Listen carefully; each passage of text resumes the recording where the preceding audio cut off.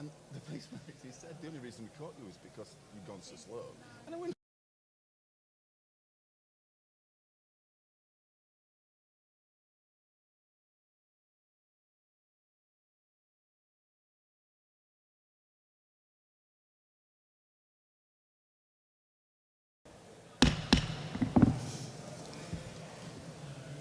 see, I'm going mad now. I can't stop now.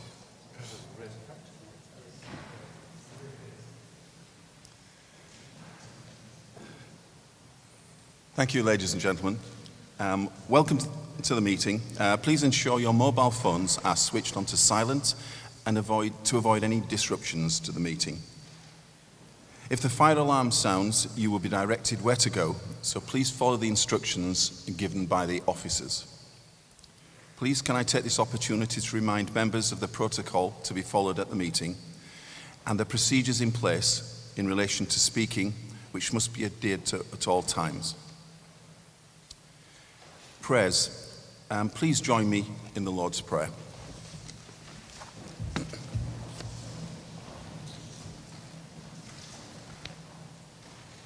Our Father, who art in heaven, hallowed be thy name. Thy kingdom come, thy will be done, in earth as it is in heaven. Give us this day our daily bread, and forgive us our trespasses, as we forgive those who trespass against us. And lead us not into temptation, but deliver us from evil. For thine is the kingdom, the power, and the glory, forever and ever. Amen. Thank you.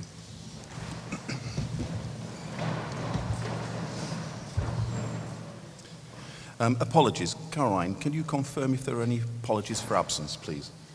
Thank you, Chairman. Apologies have been received on behalf of Councillors Aitken, Beaumont, Burton, Chadwick, Norman, Rogers, Sargentson and Scow. Thank you. Declarations of interest. Are there any declarations of interest, please? You've got...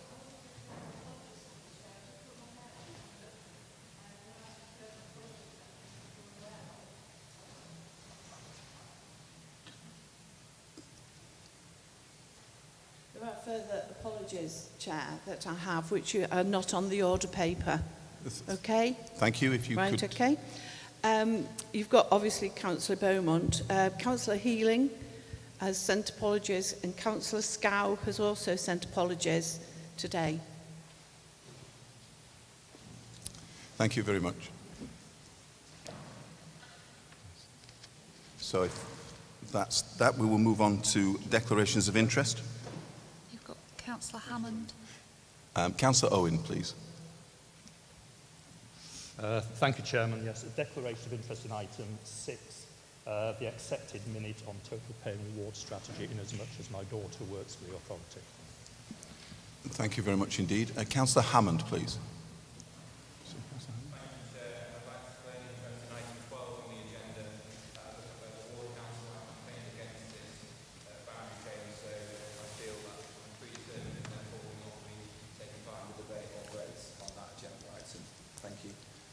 Thank you. Councillor Abraham, please. Yeah, and you've got Councillor Stathers as well. Thank you, Chairman. The accepted item on agenda item 6, my son works for the authority. Thank you very much. And Councillor Stathers, please.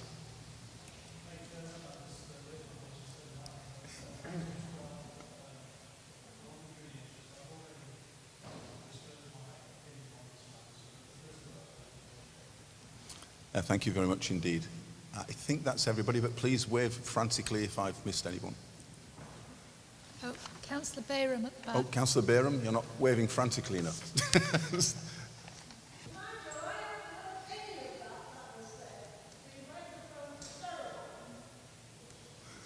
I'm sorry, I'll try to shout a little louder. Is that better?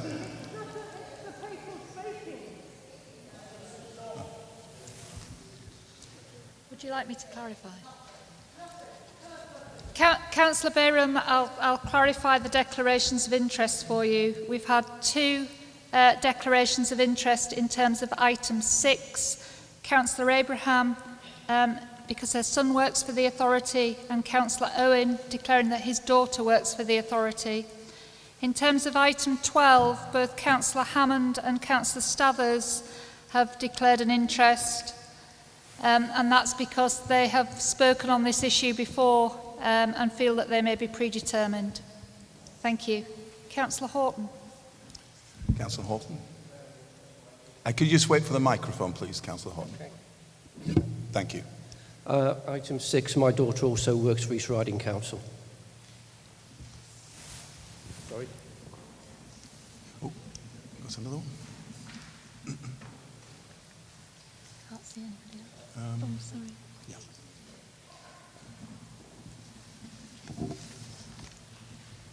Yeah. Thank you.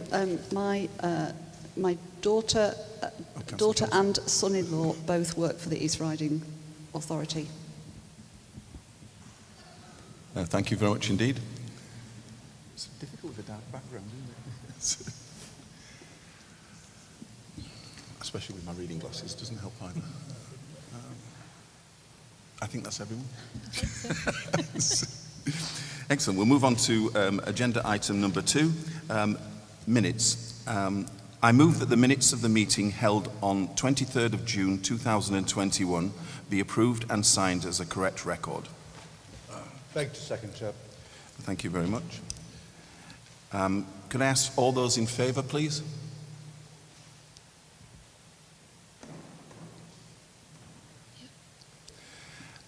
Any against, please? Okay. And any abstentions, please? No, it's carried. Thank you. That motion is therefore carried. Item agenda number 3, petitions. There are no petitions. Questions by electors. There are no questions. And communications. There are no communications. Moving on to minutes of the Cabinet and the committees. I move that the minutes of the meetings listed in item number 6 on the council summons be received and the recommendations contained therein be approved and adopted, with the exception of minute 28/21 of the Cabinet held on the 6th of July 2021. Beg to second, Chair. Thank you very much. We'll move to the vote. All those in favour?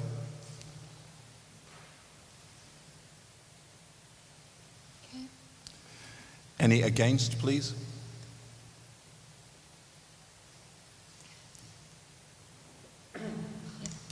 And any abstentions, please? Okay. Thank you. That is carried. We now move on to the accepted minute. Minute 28/21, total pay and reward strategy. Councillor Owen, please. Yes, thank you, Chairman. I move that the accepted minute be received. Thank you. Thank you very much. Councillor Holtby, please. Thank you. And we now move on to Councillor Nolan, please. Aha, there he is. Hiding. Thank you. Can you hear me okay? I think you've got further and further away since the last meeting I attended. We'll start needing telescopes, I think, to see each other. Thank you. The minutes, these are the minutes of the Cabinet. The actual report to the Cabinet had a little bit more in it than I think is in the minutes as they are put before us. But the report that went to the Cabinet recommended that a budget of £2 million be approved for the development of the strategy. That doesn't appear here, but it does make reference to the £2 million. And this is the area that I wish to talk about. Now, the office has explained that the £2 million will be spent on bringing in external consultants, as the Council lacked the resources or the expertise to do it in-house. Now, at the Cabinet meeting, a succession of Cabinet members said how important it was to get right the pay and rewards to staff. Councillor Aitken, who I noticed not here today, but she said it was way overdue and it should have been done 5 years ago. Councillor Vanessa Walker indeed asked the question, why hadn't the previous Cabinet sorted this out? Who was to blame for it not being dealt with? Now, I don't think she got a satisfactory answer to what is a good question. Some of the current Cabinet members are the same faces who had been there for over a decade. However, the Cabinet were clearly unhappy with swallowing the £2 million price tag. I don't think the printed minutes do accurately record the tone of their responses as I watched them on Zoom. And perhaps the Cabinet may take the opportunity to perhaps tighten up the concerns they expressed in the minutes when it comes before them. Or perhaps the Leader of the Council can do it today. Today, the full Council is not being asked to vote on the pay and reward strategy, but to receive it as a resolved item. We can receive the minute with regret, which is what we're doing, or what we're putting forward, but we can do nothing else. This is the biggest dramatic internal change to the Council's pay and reward system since the formation of this Council. But councillors who are not on the executive don't have a say in it. The current approach, to me, it seems to me, for such a major change should have been for it to go to scrutiny before it went to Cabinet. Now, scrutiny could still call it in, but it will be after the decision is made, and that to me is the wrong way around. I noticed that a seminar for all members was booked for immediately after the Cabinet meeting. Clearly it didn't go to plan, it didn't go to the officers' plan, because it was cancelled immediately after. Now, I think it tells you all you need to know about how this Council operates, that a seminar is arranged for members after the Cabinet makes a decision. That is the wrong way around. There was a subsequent seminar, and again, it was hastily cancelled. Now, Chairman, the Liberal Democrats believe this has been badly handled. It should have been scrutinised way before it went to Cabinet. Furthermore, the process of spending £2 million on consultants has begun. As the minutes we're receiving say, an external partner is being procured through a tender process. So let's be very clear. We're heading down the path of spending somewhere in the region of £2 million on external consultants. The pay and reward review will involve huge turmoil for staff. It will also involve the trade unions. Turning the whole pay and reward upside down for a period of 18 months will cause huge anxiety and worry on top of the pandemic. Now, the pay and review may well be overdue, but surely this is not the right time in the middle of a third wave of a pandemic and such great uncertainty for the future. Mr. Chairman, our residents have endured a very difficult and distressing pandemic, which is not yet over. People have lost their lives and in some cases jobs and livelihoods. Businesses are struggling to get back on their feet. The business rates holiday for many of our businesses ended on the 1st of July. The High Street is struggling to get back on its feet. Council tax and business rate payers will be horrified to learn that on the 6th of July, barely 5 days after the business rates came back into force, this Council's Cabinet resolved to spend £2 million on consultants to look at its own pay and award system, a task that it should have been able to handle internally. Thank you, Chair. Thank you very much. Councillor Healy, please. Thank you, Chairman. Yes, I would like to second the fact that we receive with regret this accepted minute. I think that our residents will struggle to understand an expenditure of £2 million. We all value our officers and we all want to make sure that they are properly and fairly rewarded. But rewarding council officers is something that councils up and down this land do all the time. Our residents will be asking, why do we need to spend £2 million in order to do this? And what's it being spent on? I haven't seen the breakdown of what the £2 million is. But the idea of enriching consultants on the back of rewarding our staff correctly, I think is something that our residents will have issues with. And that, councillors, is why I second this motion to receive with regret the minute that has been presented to us today. Thank you. Councillor Holt is wanting to speak.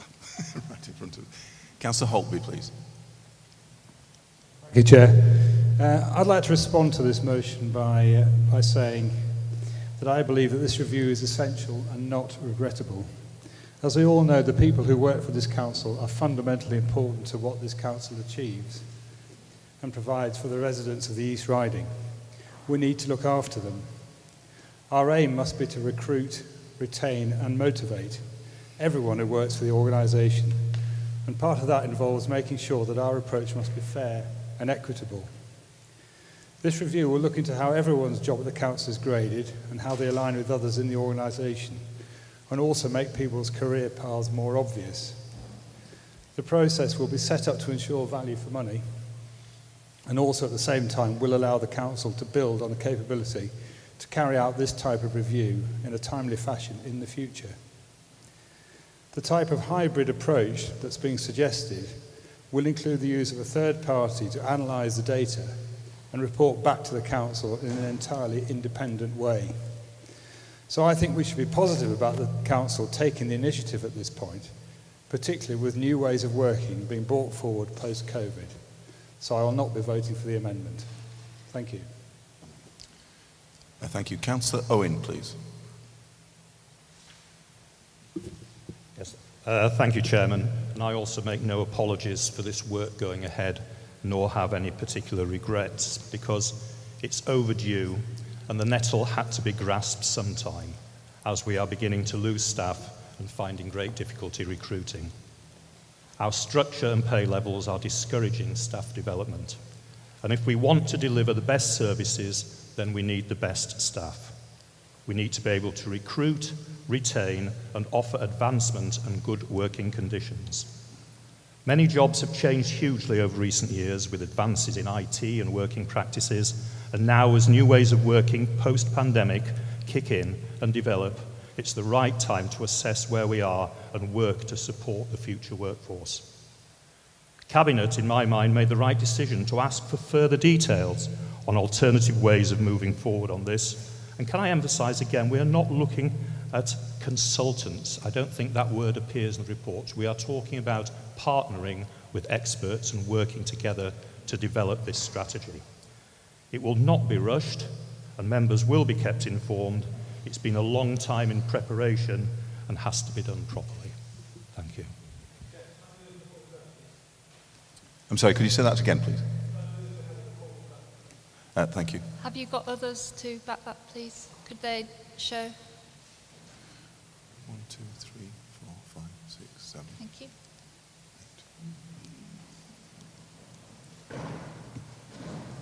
So, Chair, Councillor Nolan has the right to reply, and then Councillor Owen to close the debate if he wishes. Fine. Councillor Nolan, would you like to reply to? And you'll just wait for a microphone. Yes, Chair, just to say that we're not happy with the way this has been handled. It should have, I'd say, gone to scrutiny. It should have been looked at. There is references to consultants in the report that went to Cabinet, and although Councillor Owen may have missed it, it is there. Whether it's dressed up as external expertise or however you want to do it, we're still talking about, as my colleague Councillor Healy said, spending £2 million of council taxpayers' money on this whole venture. So with that, Chair, I move that we have a recorded vote so that residents know how their money is being spent. Thank you. Thank you, Councillor Nolan. Councillor Owen, would you like to close the debate? Yes, just a final comment, Chair, that I think the word 2 million has been used about at least 10 times in the last 10 minutes, which I can understand, but I think you have to look at the size of an organisation like ours. You have to look at the investment in that staff over at least a 10-year period of around about 10,000 people. And I think spread over that period of time, if this is done right, it will stand this council in very good stead for the future of its workforce. Thank you. Thank you very much indeed. In that case, we will move to the vote on the amendment. Caroline, please. Thank you, Chairman. I'll be going in the order that you're seated rather than in alphabetical order. It just makes it easier for me, sorry. So we'll start. Councillor Wilkinson. Against. Councillor Whittle. Against. Councillor Fox. Against. Councillor Holmes. Against. Councillor Abraham. Against. Councillor Vanessa Walker. Against. Councillor Matthews. Against. Councillor Medini. Thank Against. you. Councillor Holtby. Against. Councillor Owen. Against. Councillor Nolan. For. Councillor Healy. For. Councillor Jefferson. Against. Councillor Andy Walker. For. Councillor Gill. For. Councillor Matheson. Against. Councillor Jump. Against. Councillor Sutton. For. Councillor Padden. For. Councillor Elvidge. Against. Councillor Harold. Against. Councillor Everson. Against. Councillor McMaster. Against. Councillor Lee. Against. Councillor Green. Against. Councillor Stathers. Against.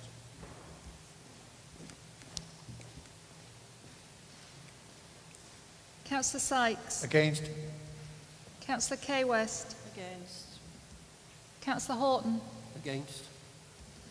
Councillor Birch. Against. Councillor Gateshill. Against. Councillor Greenwood. Against. Councillor Nickerson. Against. Councillor Meredith. Against. Councillor Johnson. Abstain. Councillor Davison. For. Councillor B Jeffries. Against. Councillor D Jeffries. Against. Councillor Dieltry. Against. Councillor Beauville. For. Councillor Heslop Mullins. For. Councillor Boynton. For. Councillor Weeks. Against. Councillor Hammond. Against. Councillor Tucker. Against. Councillor Steele. Against.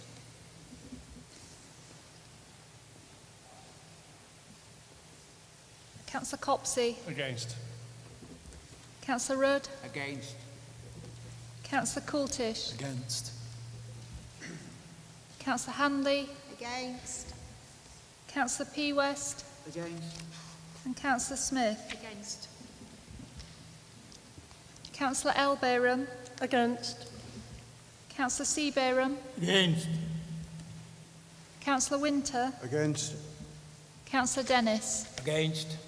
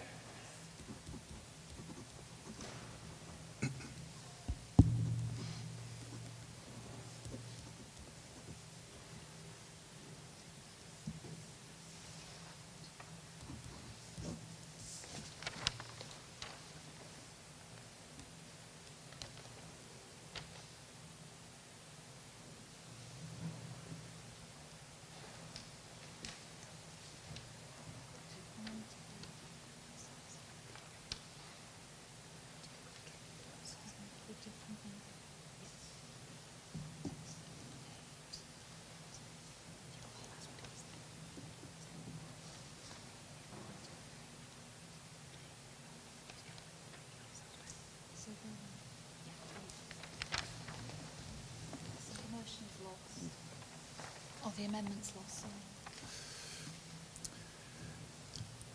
The motion is therefore lost with 45 against, 10 for and 1 abstention. I will now take the vote for the original motion that the accepted minute be received. All those in favour?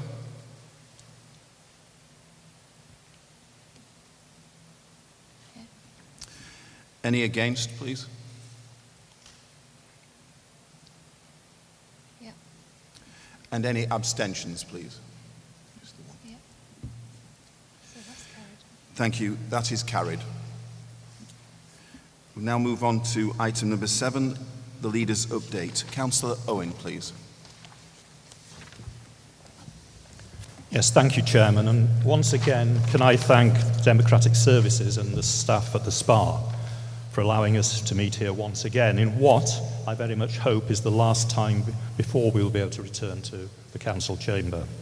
However, it is great to be here in Bridlington today, one of the jewels of the Yorkshire coast, of course, along with Hornsey, Withensea, and the other villages in between. But really nice to be here in Bridlington on such a lovely day. And I refer a couple ago to an article in The Guardian, which is well worth reading, of somebody visiting the town and saying what a wonderful experience it is. It's online, have a look at it, because it tells you what a fantastic place Bridlington is. But whilst I welcome fully the lifting of restrictions, and it's great to see our towns and shops and businesses opening up again, we must not be complacent. And I, for one, will still be heeding the advice of our Director of Public Health, which is to use common sense in all we do. Having said that, for the first time when I met with our Director of Public Health yesterday, he came across with some cautious optimism, which I haven't seen for many, many months. We've had an exponential rise in cases of COVID, the predicted third wave, which went from 30 cases a day to over 660 per day, up to about the 19th of July. But then surprisingly dropping off rapidly now, but we just need a few more days to ensure that trend is continuing. So although this expected third wave came, it seems to be diminishing almost as fast as it increased. But there were rises in all age groups, but particularly the 16 to 29-year-old age group is particularly affected. 17 to 18-year-olds peaked at round about 3,200 cases per 100,000 people. It's across all areas. It's not affected by indices of deprivation or where you come from or live. There's an equal risk of these increases, whatever your background. But what is nice is that hospitalisation, although slowly increasing, is likely to fall away shortly. And also death rates are very, very low. What is this down to? According to our Director of Public Health, the vaccination programme. East Riding has maintained some of the best vaccination rates in the country, and I believe that's down to a range of promotions, social media, the vaccine bus, and the way it's been approached. But now the biggest push for us now is vaccinating the 18 to 40-year-olds that haven't already been vaccinated or had their second jab. Between 18 to 29-year-olds, only 73% have had the first vaccine and 23% the second jab. Between 30 and 39-year-olds, 78% have had the first and only 42% the second. Therefore, there are 55,000 younger people still to have first and second jabs out there. And these are the ones that can affect others they come into contact with. So we really, really need to have a push on getting those last few people, or thousands of people, vaccinated in that younger age group. And they need to be aware that when they're on a bus or travelling or in a pub, you know, the person next to them can still be affected by COVID, introduced by them. So that's where the push has to be. We still need a few more days' data to understand whether these improvements are continuing. But as I say, our Director of Public Health was cautiously optimistic for the first time in many, many weeks. But what I have asked for is, so with recess coming, that all elected members get sent a summary report in a few days' time when we know how those trends are actually going. But in the meantime, the message is still keep safe with your hands, face and space, and use common sense. Having said that, it might be interesting to see what support we've actually had over the last year or so in terms of government financial support. In 2020 to 21, the Council has received £22 million of additional general grant from the government to support our revenue budget, as well as a further £31 million of specific grants to fund specific initiatives and provide assistance to our residents. We've claimed £10.6 million from the government's compensation scheme for sales, fees and charges and income losses. A further £10.5 million of hospital discharge funding has been claimed from the NHS through the East Riding Clinical Commissioning Group to help meet care costs. And how we supported residents, Council tax support has been increased by up to £150 per household from the government's Council Tax Hardship Fund.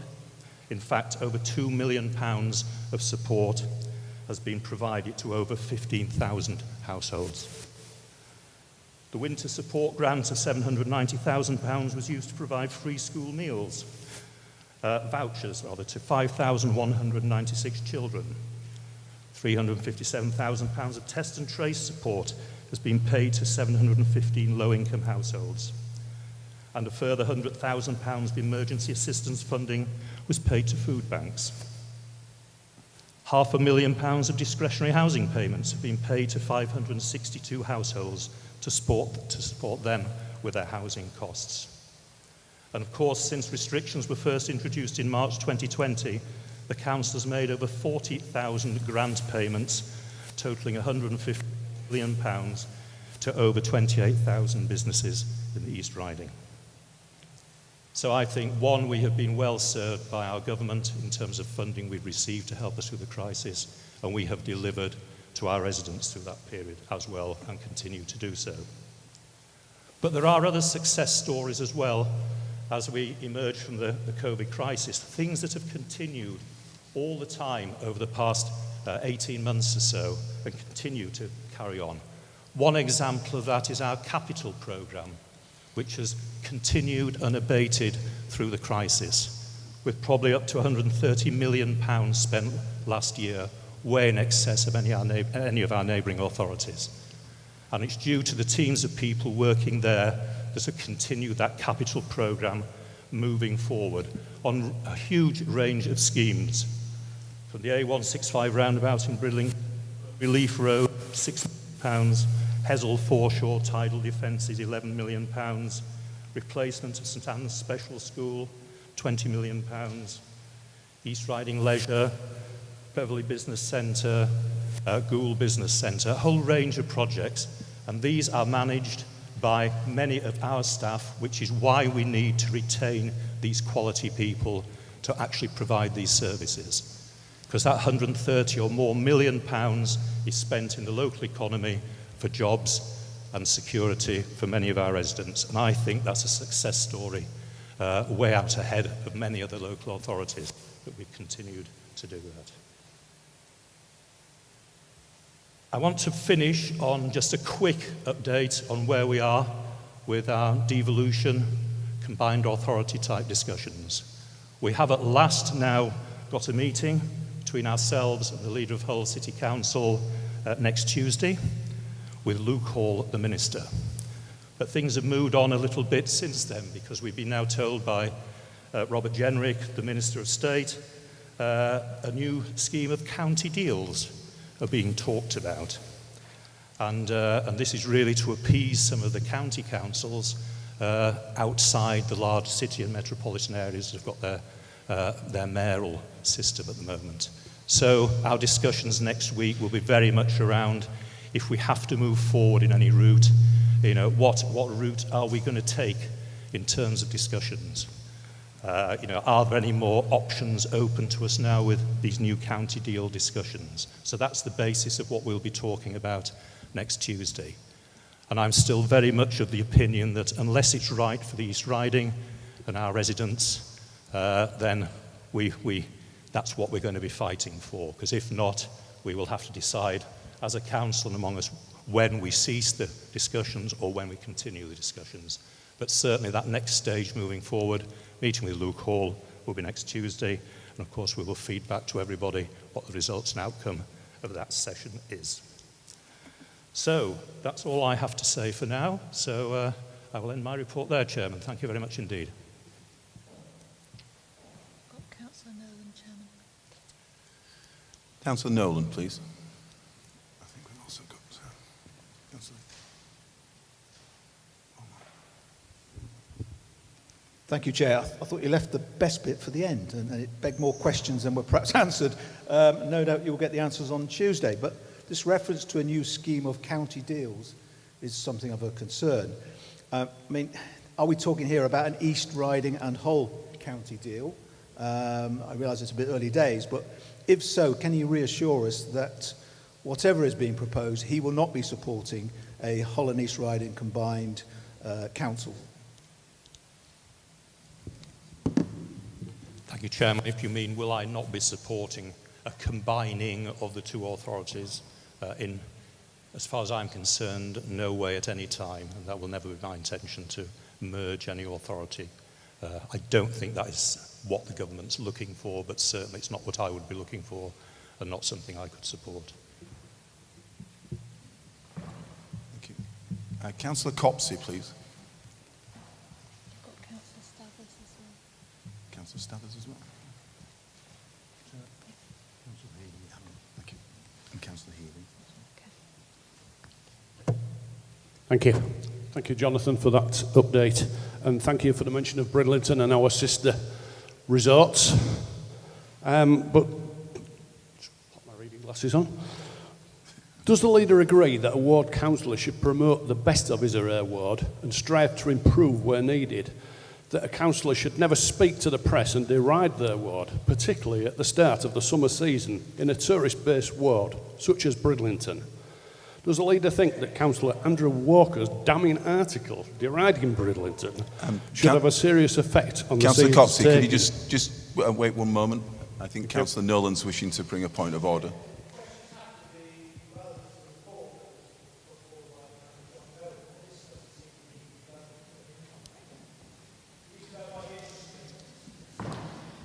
Councillor Copsey, Councillor Nolan is correct that the question must relate to the contents of the report.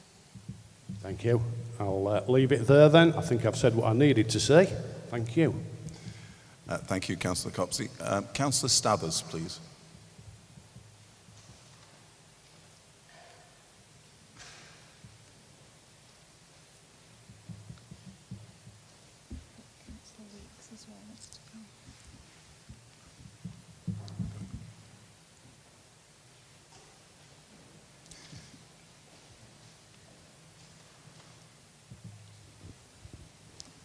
Thank you, Councillor Owen, for your update. My question is really about the talks you're going to have next week on devolution in whatever form it takes at the moment. Now, I know that we have spent a great deal of time and effort, officer resource and elected member resource, in many months trying to find the right solution for this authority, for the East Riding, under what was called a combined mayoral authority.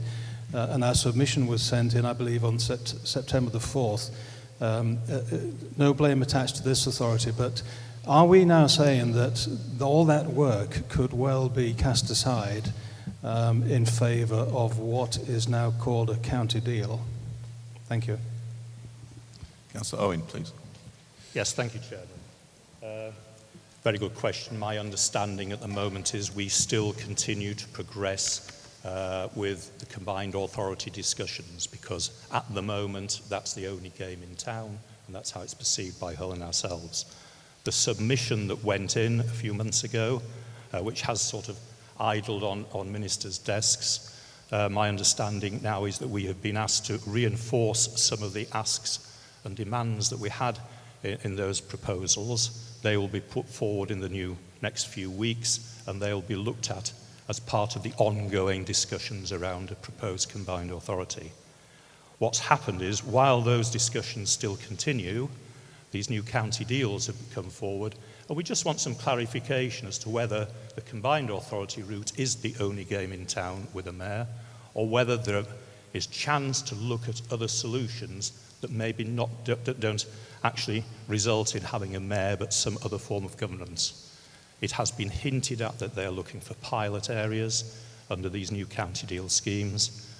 My feeling probably is that they're there more to appease some of the larger southern counties than our neck of the woods up north here. But no, there will be a twin-track process going on. We continue with the resurrected discussions around the combined authority. We've been asked to submit further details and more demands of government, so that will continue anyway, and we'll get feedback on that. But at the same time, we want to discuss with Luke Hall, are there any other options on the table that might be more palatable to both ourselves and Hull longer term?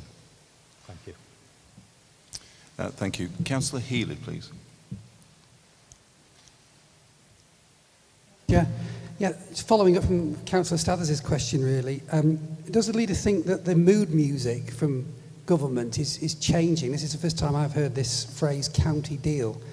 It's quite concerning. Do you sense that actually the deck chairs are being rearranged and that we're going to be pushed down a route that we perhaps didn't want to go down? If I was brutally honest, I don't know if we're being pushed down a route we don't want to go down. I think we've been asked to come up with some ideas of alternative routes that may be available to government, because I think it blows a bit hot and cold in my mind with, sometimes when things are going well with government in terms of mayoral areas, it's the flavour of the month, and then a couple of weeks later when things don't go very well, then maybe it goes on the back burner a bit. So I'm slightly sceptical at the moment, but we'll just see where things go at the moment, and I can say no more, because I know no more, other than there's been, a resuscitation of trying to move things forward. But what that direction is, we'll find out, I hope, a bit more next week. Thank you. Councillor Weeks, please. Thank you, Chairman. Following Councillor Nolan's little outburst, I'll try my best to keep to what was discussed in the leader's update. Following an article published in the Hull Daily Mail, will the leader join with me in promoting this wonderful jewel on the East Yorkshire coast that is Bridlington, with some superb people and businesses, and will he encourage visitors to come and experience Bridlington has to offer? Yes, 100% concur with those wishes and comments. I mean, we all know coastal towns have their problems with areas of deprivation. It's a national problem. But having said that, I think Bridlington, with its investment over recent years, continued investment, is on the up and will continue to be so amongst its comparative towns up and down the coast. So yes, I will do all I can to promote Bridlington, and I think it does a good job of promoting itself myself. Thank you. Thank you, Councillor Owen. We are running into the limit of our time, so we'll take the last question, which is Councillor Jefferson, please.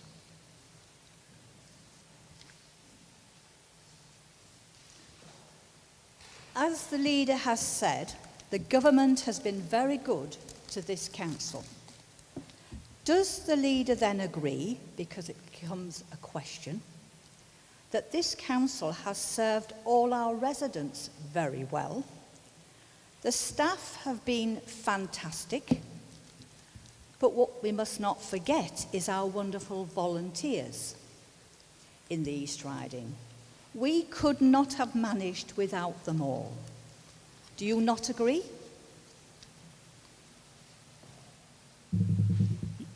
Yes, thank you, Councillor Jefferson. I could hardly disagree with that comment. I think, it has been one time, and we will continue to need volunteers.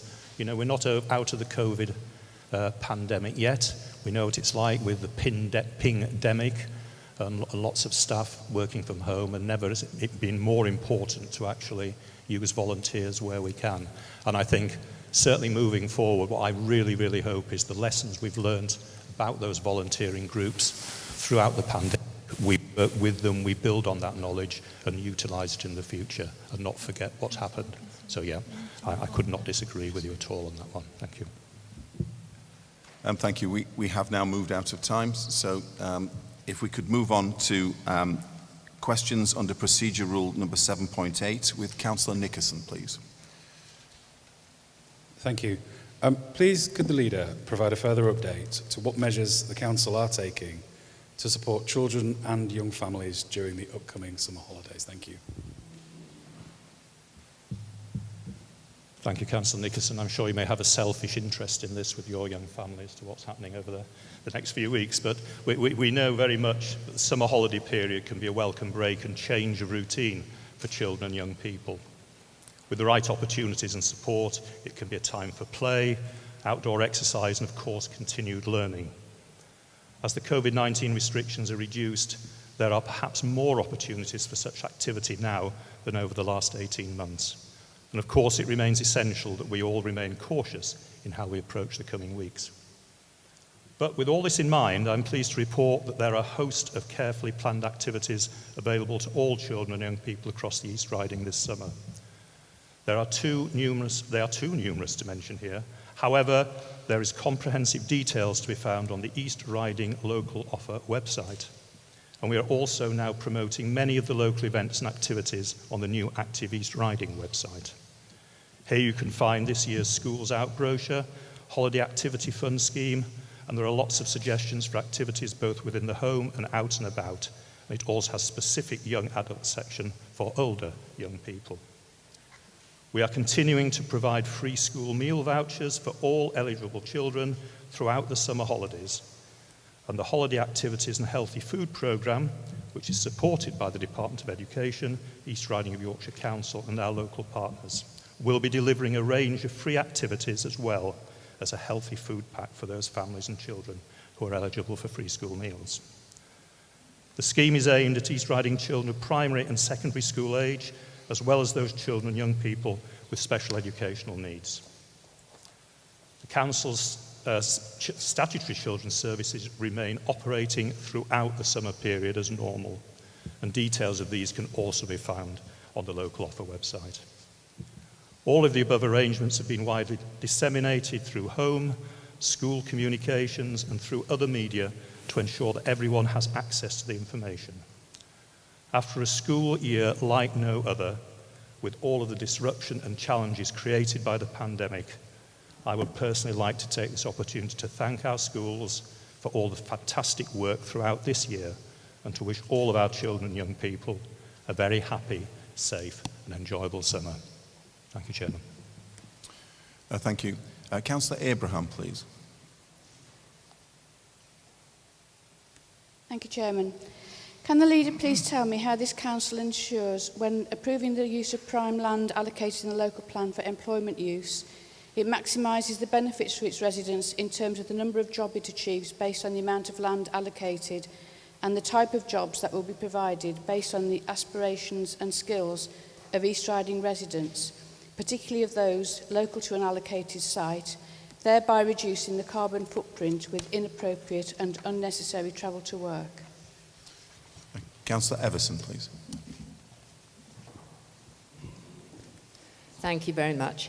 Yes, I'm pleased to respond to this question, although I think probably what I have to say, I feel sure that most of the councillors will be aware of anyway, and it'll be no surprise, although I believe Councillor Abrams' intention is probably to raise something a little bit closer to home. So the response to this question touches on both economic development and planning.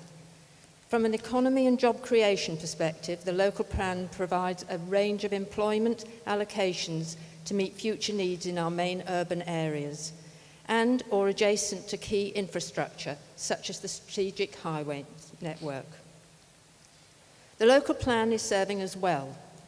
There is a healthy interest in the East Riding from a variety of businesses, and we are weathering the impact of Brexit and the pandemic. Not forgetting that new businesses in an area also benefits our local supply chain, reaching as far as the corner shop who provides sandwiches, drinks and snacks. We then move into the area of planning and the work of planning officers who deal with applications in accordance with the development plan when determining planning applications for employment development on allocated employment land. The number and type of jobs created will be of material consideration, assessed by the planning authority on a case-by-case basis. The Council's inward investment team fully engages with all new investments into the East Riding and will offer a bespoke service depending on the needs of that particular business. Developing the local skill base and matching them to local opportunities is a key element of this service. To deliver this, they work in partnership with others, including Job Centre Plus and the National Careers Service, to offer or signpost a wider menu of employment support, such as the Kickstart Scheme, apprenticeships, and sector-based work academy programme. I might also add that there are opportunities for schools to work more closely with local businesses to make the students who don't choose to go on to university aware of all the job opportunities that do exist. Thank you. Thank you. Councillor Abraham, you have a supplementary question.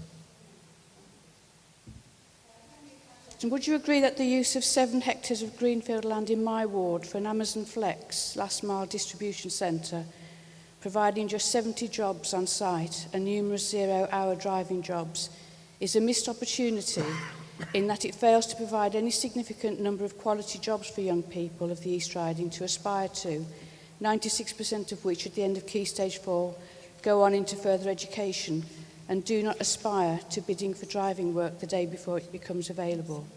Thank you. Councillor Everson, please. Thank you. Well, I'm sure it won't surprise you to know that I'm sort of not going to enter into something that's going through a planning process. And I'm sure that when our committee sit and when they consider the information that they're given, that will probably be one of the issues that you raise with them. But as far as I'm concerned, that has to go through a planning process and will be considered, obviously, by councillors. Thank you very much. Yes, Councillor Abraham. Sorry, Councillor Everson, a point of clarification, this building is already built and it will become operational next month. Thank you.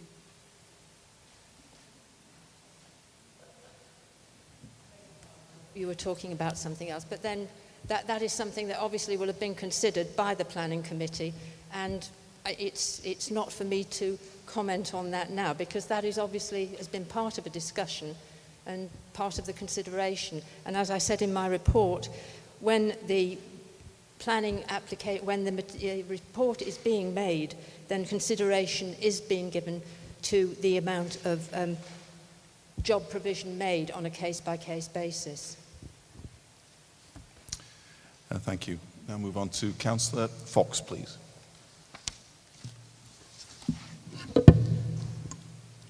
Thank you, Chairman.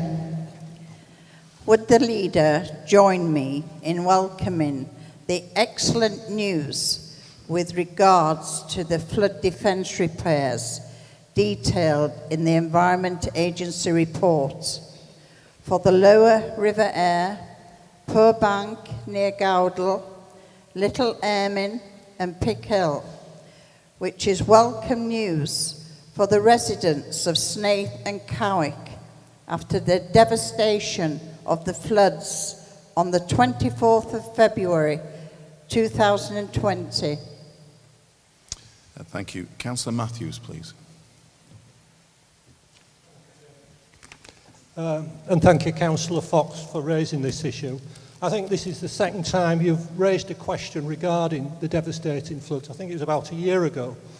And the first question was about the effectiveness of the response, the emergency response we had, and how the residents and the town council and the IDB and the Environment Agency all got together. And Chairman, I still have this image in my head of the bungalow that featured on several media events showing the floodwater up to the gutters. I think we all remember that. That featured quite a few times on the television. Needless to say, Chairman, I'm delighted that authorities continue to work in partnership to carry out the required investigations and extensive repairs in the area that saw that significant flooding event in February 2020. On the Lower River Aire, this has amounted to £10 million programme of Environment Agency-led repair works. That's £10 million spent within a year of finding the investigation report, which are now complete. These measures range from raising of identified low spots in Little Ermine and the reinstatement of eroded Pick Hill and poor embankments, along with new scour protection measures. Working closely with affected communities, the Council and the local internal drainage board and the Environment Agency has also completed minor repairs immediately around Snaith and Gowdall. And that's just as important as the £10 million the Environment Agency has invested. You've got to seal every little hole up, and that's important. In addition to this, the Council published its interim flooding investigation report on the incident in February this year, 2021. And the recommendations in that report have led to some immediate improvements to the emergency warning procedures. Our officers are also working with the Environment Agency and partners on further detailed technical analysis, which will form the part of the final investigation report. This may recommend further recommendations, which we hope to be published in 2022. That's subject to the availability of the modelling work undertaken by the Environment Agency. And the modelling work is very comprehensive, as we know that the catchment area goes right up into the Yorkshire Dales and beyond. Thank you, Chairman. Thank you. Councillor Holmes, please.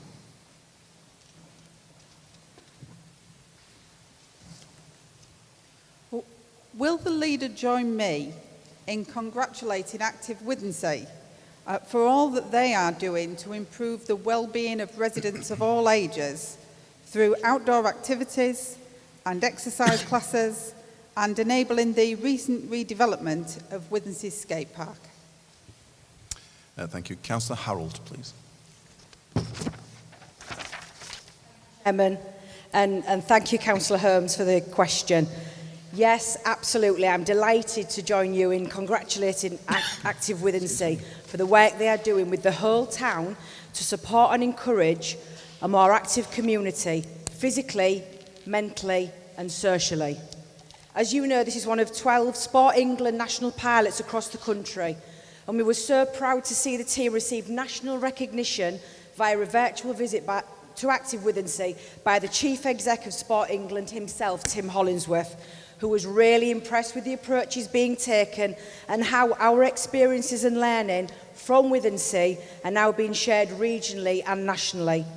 The team continue to develop positive relationships within the community.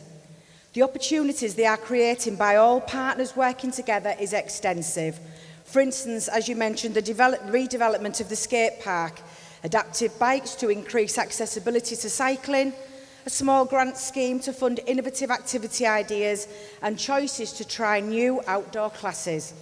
Also, by using a shop in the heart of the community, this creates a community access point where services can be shared and a port of call can be made for all residents.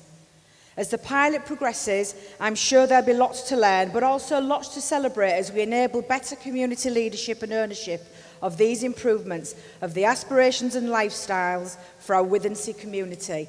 And I would also like to invite the ward councillors to join me when we have our next meeting of Active Withensea, because we are actually travelling to Withensea ourselves. So I should be putting my spandex on, Councillor Holmes, and taking part in some of those classes. So again, if ward councillors would like to join me, I'd be great. I'd be really grateful. Thank you. Thank you, Councillor Harold. Councillor A. Walker, please.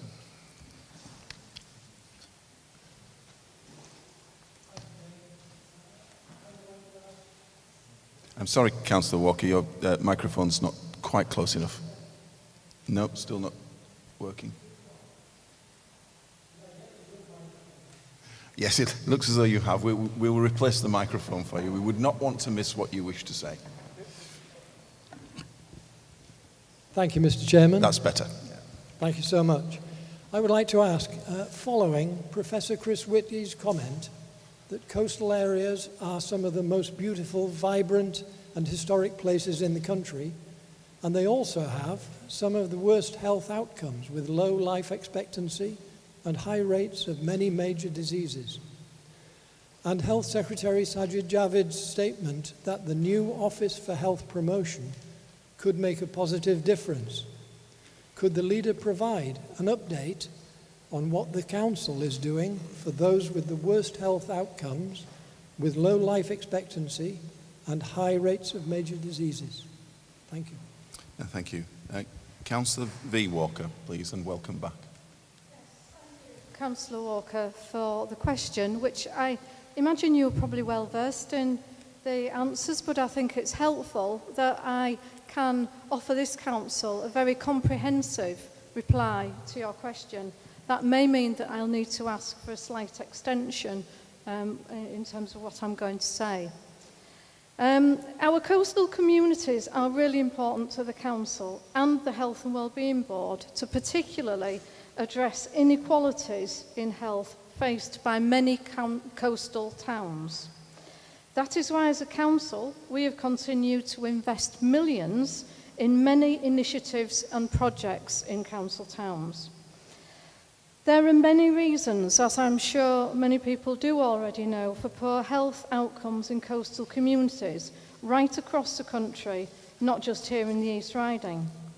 The coastal environment, because of its beauty and attractiveness, attracts older and retired people to settle, who inevitably then lead to having more and increasing health problems. So there is an issue around populations. An oversupply of guest housing results in houses of multiple occupation, which can lead to concentrations of deprivation and ill health.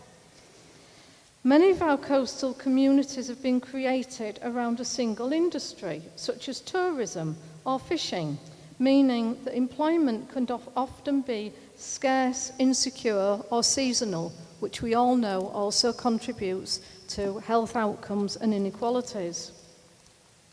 The Council's approach and work has led to many improvement services in coastal towns, such as health trainers, smoking cessation, and social prescribing link worker services, having a permanent and visual basis in coastal towns, such as Bridlington and Withensea, offering accessible walk-in services, offering health and wellbeing support, information and advice, with opening hours extended to the evenings and weekends in line with the needs of the local population. These services are open access. They are targeted at populations who are not often in contact with health services already, and can often provide the key connection to more specialist services when required. We work with our partners and, very importantly, voluntary and community sector, which enables us to promote and support strong assets in communities. We're always talking about looking at what's good, what people can do, rather than what's bad and what they can't do. So we want to build on those assets with our partners. This work has been pioneered in our Active Withensea Partnership pilot with Sport England, and the learning, data and insights that have been collated through this is being rolled out right across the local authority area. It's everyone's business to encourage and support healthy living. That is why we are an active partner working with the NHS and other organisations to develop the Healthy Bridlington approach, which I know all Bridlington members are very aware of. Our public health intelligence and overall approach includes working with partners to develop policies, strategies, deliver plans and programmes to improve the health of the population, close those health inequalities gaps, assess the impact of plans and programmes, and shift services towards early prevention and intervention, rather than finding out things when it's too late. We're working also with primary care networks, including in Bridlington, Hornsey and Withensea, to explore new opportunities.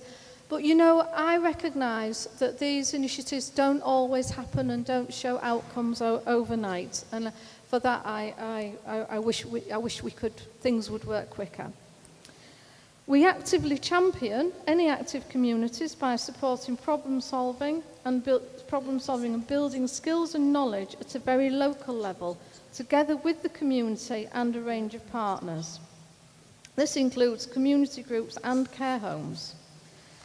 We support our coastal communities to become more physically, mentally and socially active through delivering these range of innovative programmes in two key ways. Targeted promotion programmes through our health and wellbeing leisure centres at Hornsey, Bridlington Leisure and Bridlington, where the council has invested millions, including Withensea, which is home to our multi-million-pound Sport England. Councillor Walker, I'm sorry to interrupt, but you have run out of time. Would you like an extension?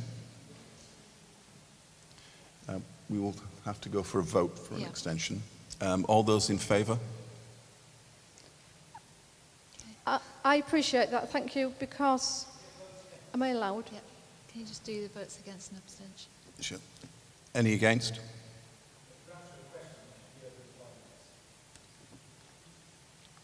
Any abstentions, please? That has been carried. Please carry on, Councillor Walker. But for those who voted yes, thank you, because I do think this is a really important issue. And, you know, sometimes shutting down a conversation isn't really the right way to inform people. So active withancy, we've already talked about, is only one of 12 areas in England to understand more about what makes happy and healthy communities.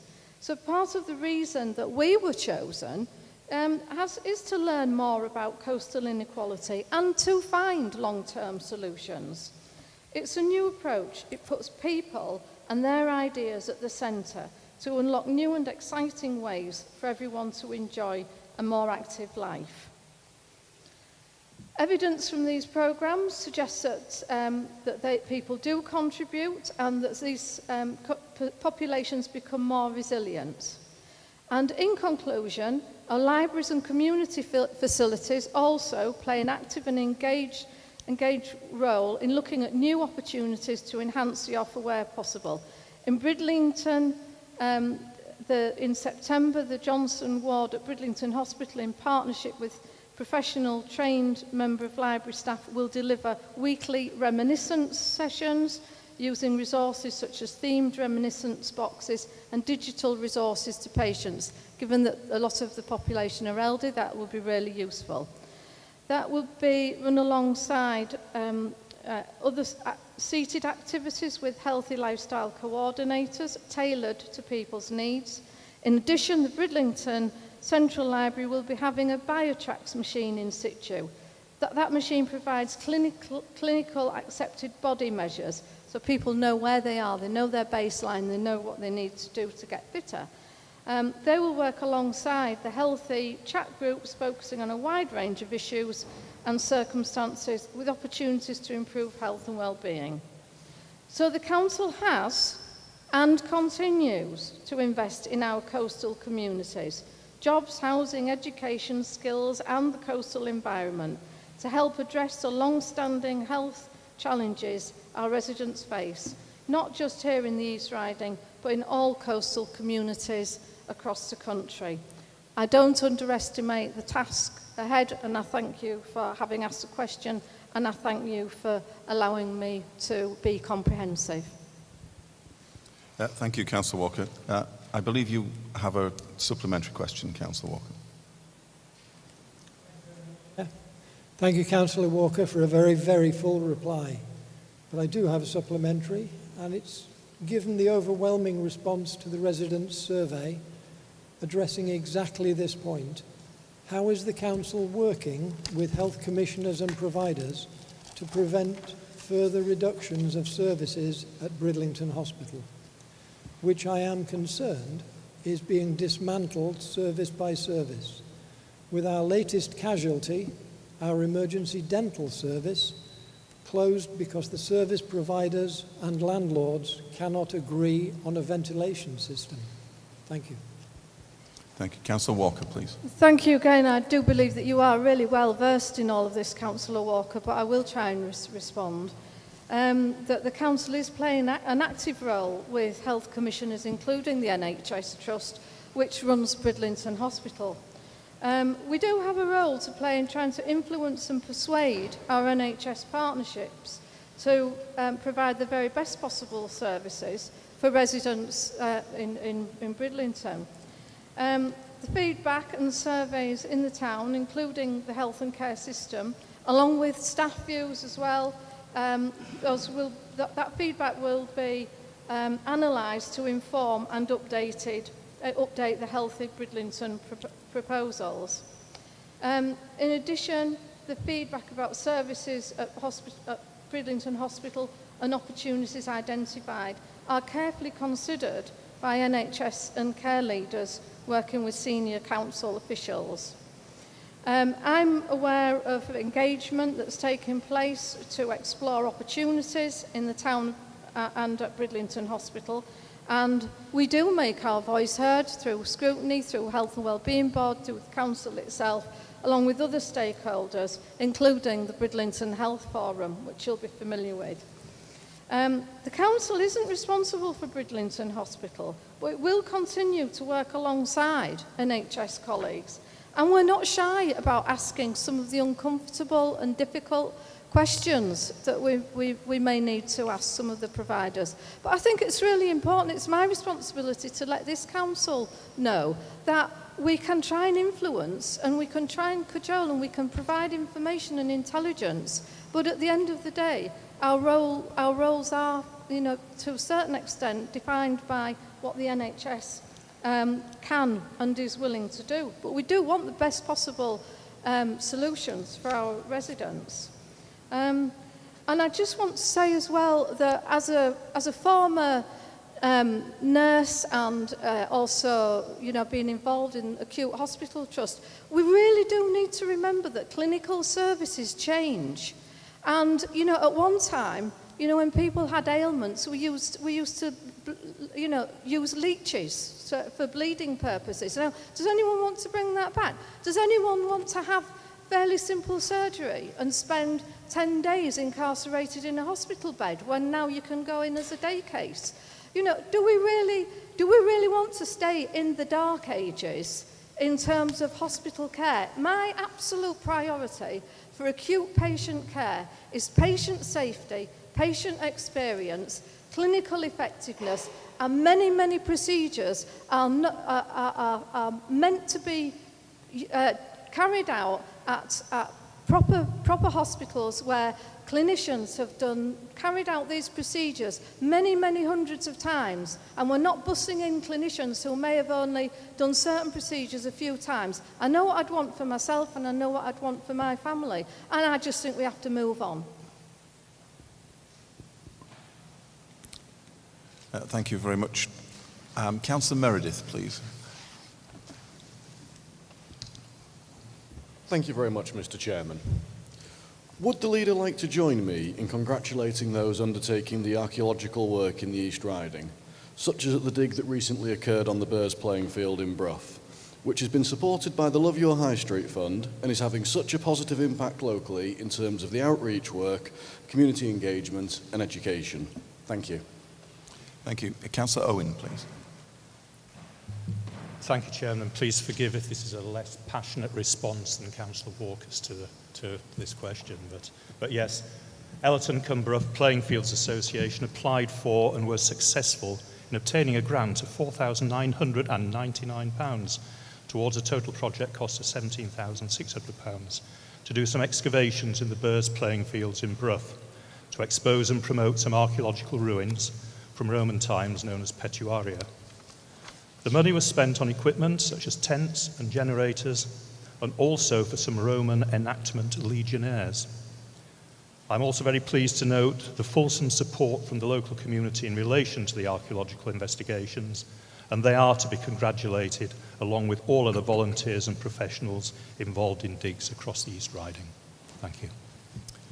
Thank you very much indeed. We now move on to outside body questions, and there are no questions have been received. So moving on to portfolio holder reports, Councillor V. Walker, the portfolio holder for adults, health and wellbeing, will make an oral report. Councillor Walker, please. Maybe slightly less passionate and more just a bit factual this time, members, but thank you for listening. So, adult social care continues to make strong progress with transformation and change with the Your Life, Your Way programme. But that's happening, whilst also managing the huge ongoing pressures related to COVID-19. I mean, government legislation related to that might be significantly relaxed, but the infection prevention and control arrangements remain in the East Riding, where we have to protect those people most vulnerable, and so therefore we retain strong infection prevention and control arrangements to try and keep people safe.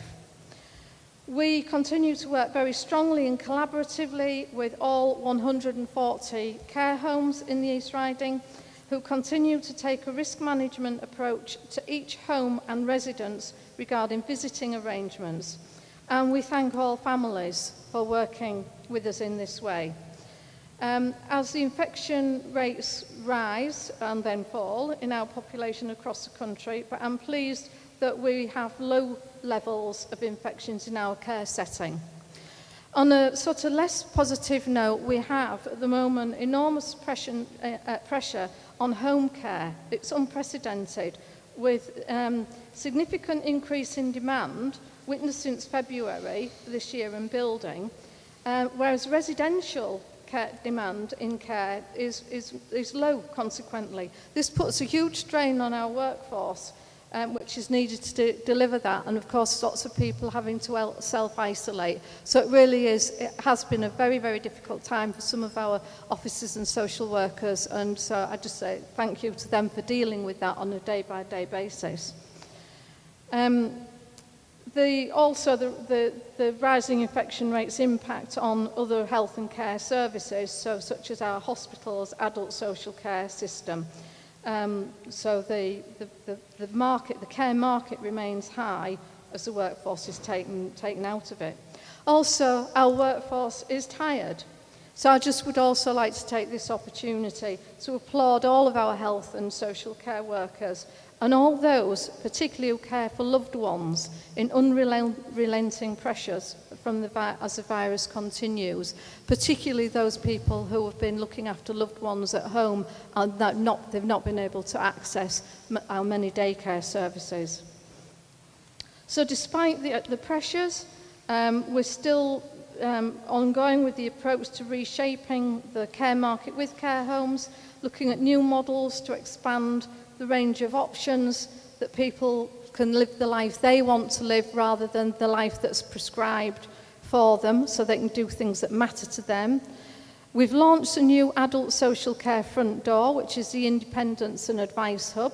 I checked very recently that that's not being compromised by new pressures, and it isn't. That's going well. We're trialling new technology for people to use at home, where that can make a difference. Launching the new adult care website, this gives a much better feel with easier navigation. Along with children's services, we're implementing the new management system that started in May, which brings more information together in one place to help our social workers in their role. And it's more modern ways of working, and staff are getting familiar with that. We do work collaboratively with NHS partners to shape the new integrated care system arrangements. That is often the focus of our Health and Wellbeing Board conversations. That will see CCGs replaced with a new ICS body and partnership board, and it's a critical time to influence that and to make sure that East Riding and our residents are very firmly on the map. And that's one of my personal endeavours, is to try and influence that, not necessarily at formal meetings, but behind the scenes and attending different forums and having conversations. It's really important to me. And social care finance remains a focus on increasing demands and change. I just wanted to also, share with people at the moment, because I'm going through various forms of treatment, I can be a really good mystery shopper. What I can observe is the pressure, but also I've witnessed long-standing cultural issues in the delivery of healthcare, especially in the acute sector. And I fully recognise, which maybe I hadn't, especially before. Councillor Walker, I'm sorry, but you're running out of time. I'm nearly finished. It's a long journey until we reach a fully integrated health and social care system. But my experience of community care, such as physiotherapy and occupational health, is better, especially the OT services delivered by East Riding Council. So thank you, personally, for those services. And anyone who's not read it, I just wanted to flag up the autism strategy. It went to Health and Wellbeing scrutiny last time. It's very much worth a read, and particularly in line with those people who care for people with autism at home. Do please read it if you can. Thank you, Councillor Walker. Do you have any questions? Councillor Padden. Councillor Padden, please.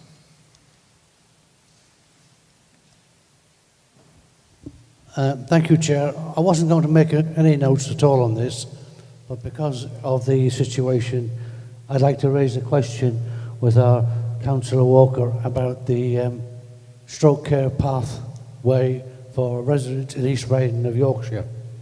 At the present moment in time, if you have a stroke, you go into Hull, you get excellent care. You come out and you go to Rossmore, you get excellent aftercare. That's in Hull. When you depart there after your clinical time, Hull members go to Hull and they get weeks and weeks of follow-up. Into East Riding, it just drops down below zero. I am working closely with somebody on this at the moment, and when we discuss it, even the Path Care Centre in Hull says, yes, it is diabolical in East Riding. So I would like to put that down because we are working on this, and the person I'm working with has spoken in great deal in London with the farmers down there, and he's actually met the Queen because she chaired this. Thank you. Thank you, Councillor Padden. Councillor Walker, please. Pardon if that's a specific question about somebody. I can't answer that. I can't hear you, I'm sorry. Sorry, Chair, the stroke I care couldn't hear a lot pathway, of the question the stroke either, but- care pathway in East Riding is non-existent. I'm not sure if that is the question. My understanding is that with the Your Life, Your Way programme, that home care is that people who are requiring home care are assessed immediately upon discharge. We have discharge, hospital discharge, social workers who assess people's needs. But if there's some more information and I can gather some more information, then I will take that offline with you, Councillor Padden. But at the moment, as far as I am aware, we do have some really good services, and the acute stroke pathway is the right route. I'd be upset to know that people are not getting the rehabilitation and the support that they need. So happy for you to email me and I'll talk with senior officers about that. But thank you. Thank you. Councillor Dennis, please.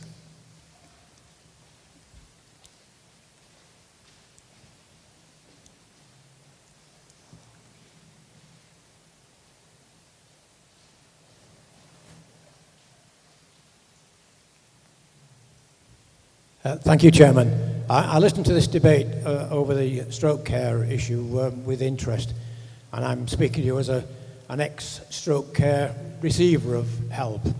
I must admit that, yes, I was taken into Hull Riding Infirmary 5 years ago when I suffered a stroke, but when I came out, I not only got help from the Hull area, but out in East Riding as well. I had people offering help, all sorts of people, from all directions, and I didn't have any need to complain at all. So Councillor Dennis, could I just ask, are you going to a question with this? No. Thank you. Straightforward. There appear to be no other questions. So we'll move on to the next portfolio holder report, which is Councillor Medini, the portfolio holder for cultural and leisure assets, will make an oral report.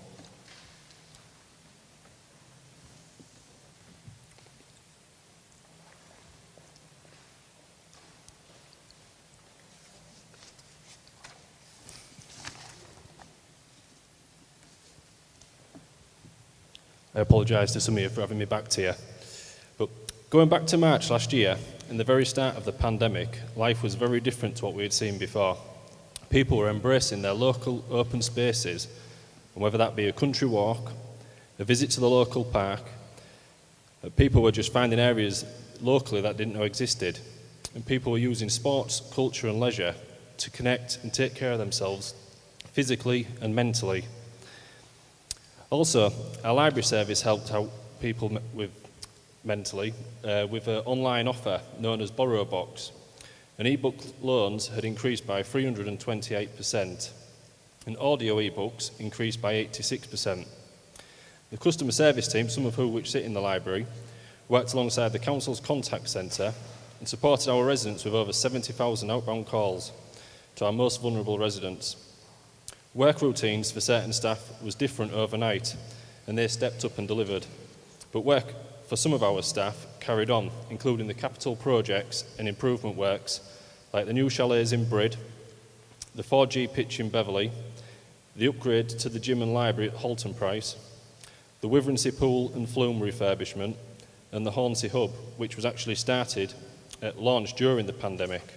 And we're also exploring more opportunities for future investment across all facilities. We have followed government guidelines and local opinion, and we have been careful in trying to set a good example.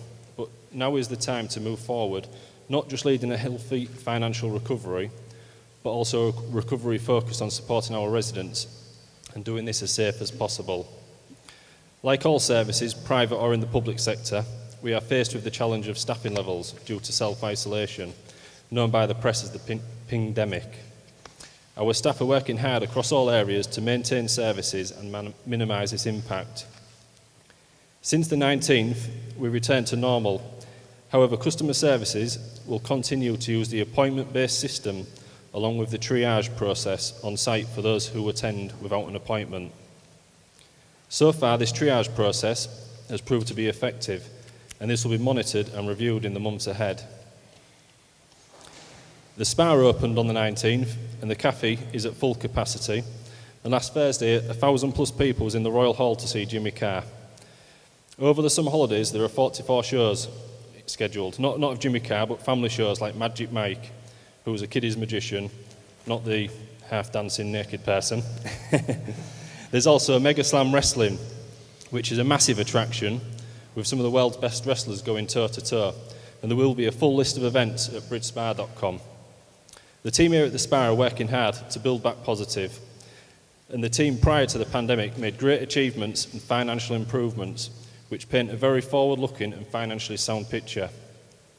Down the road at the Southcliffe Holiday Park, bookings are up and some of the holidays are full. There might be 1 or 2 nights midweek for tent pitches. There are also new activities that have been added to their offer, like mini sports, and there's also new walks added to the Love Exploring app, like Beach Walk and Wellbeing Walks. Health and wellbeing programmes are shifting to a different offer that was available throughout the pandemic. It's also delivering face-to-face programmes. There is an ambitious summer programme of activation events known as Active Coast and Active Towns. Active Wivensey, which seems to have got a plug quite a few times today, their projects are coming to light, like the refurbishment of the skate park, and there is a COVID-safe Active Wivensey shop where locals can drop in to get support to bring their ideas to life. Now, the past 3 weeks I've been attending an LGA course in sports leadership, and it's a national course for portfolio holders, and Active Wivensey was actually mentioned as a model for best practice in delivering sustainable projects and engagement with the local community. I hope you can all appreciate I'm new to this role, and there's about 50 sites to get round, and I've visited a few already. And I have a workload scheduled right throughout recess to visit some more. So I probably won't know everything for the questions you might have, but I just want to say as a portfolio, I'm available to every member in this room, regardless of party politics. You can get in touch with me and visits can be arranged, and my help will always be there for you. Thank you, Chairman. Thank you. Councillor Stubbers, Councillor Horton. Councillor Stubbers, Councillor Horton. Yes, Councillor Horton, please. You've got Councillor Stubbers as well.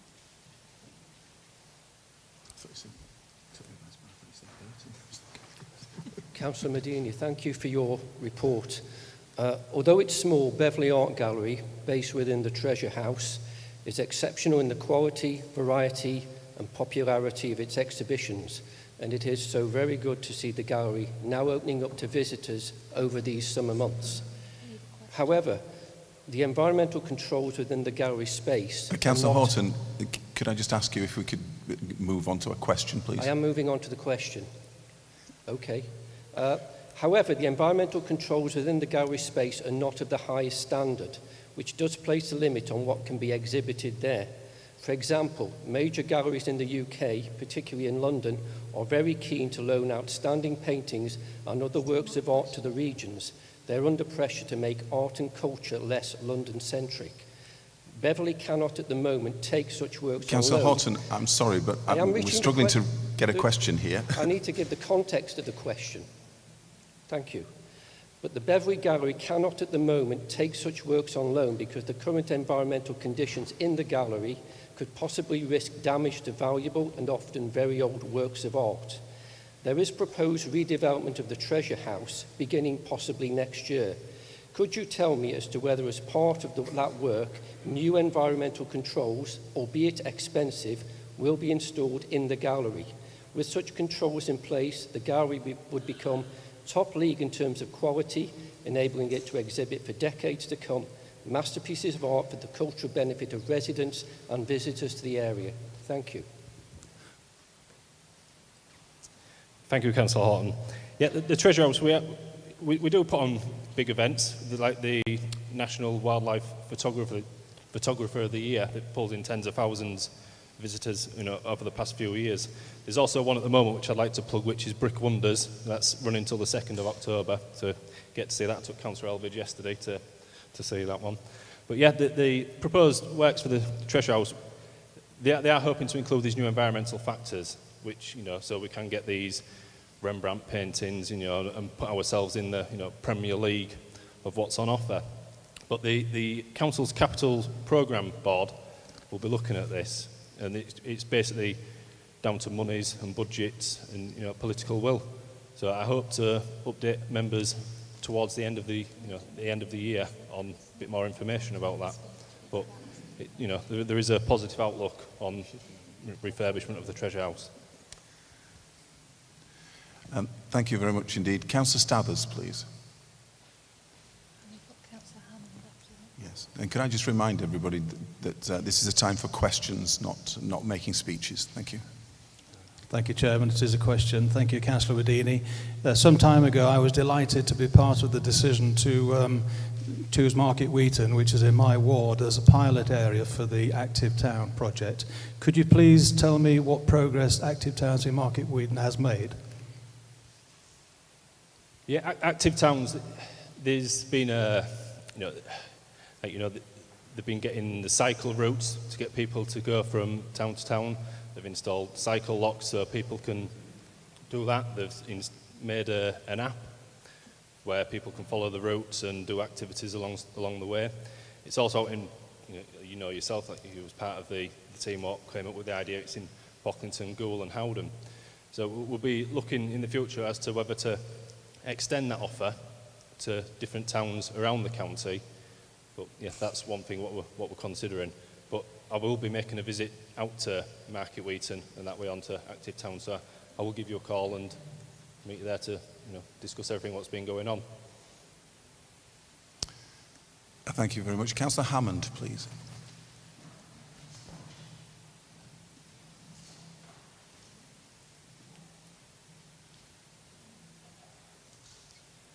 Thank you, Chair, and thank you, Councillor Medini, for your report. As a council, we have a number of leisure and cultural assets which fit well into our commercialism agenda, such as Southcliffe at Bridlington or the leisure centres we have all across the county. And I just wondered, is there anything in the pipeline coming up, any plans of creating any new leisure or cultural assets to help us further expand our commercial base in the tourism and culture sector? Yeah, I think as to expanding the offer we have, I think at the moment we have like Goole Leisure Centre, it's 40 years old. I used to be out this high, and when I paid a visit last month, it was exactly the same. I think we need to bring standards up in certain assets that we have before we start building new assets. Thank you, Chairman. Thank you. Councillor Matheson, please. Thank you, Chairman. Yes, Councillor Medini, I'm pleased to see that you recognise the benefits of heritage as on the well-being and for regeneration and general positive benefits to the county and to individual residents.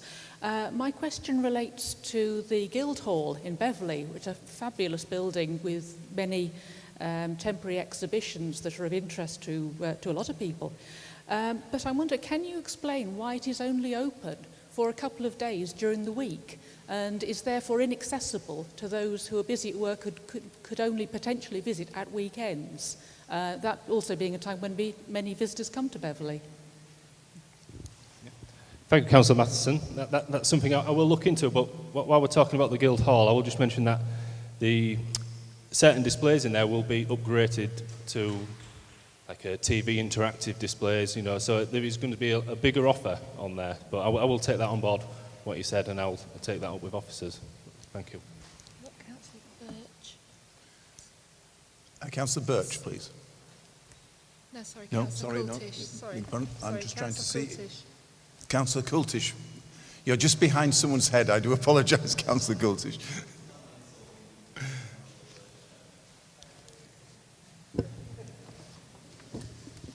Thank you, Chairman.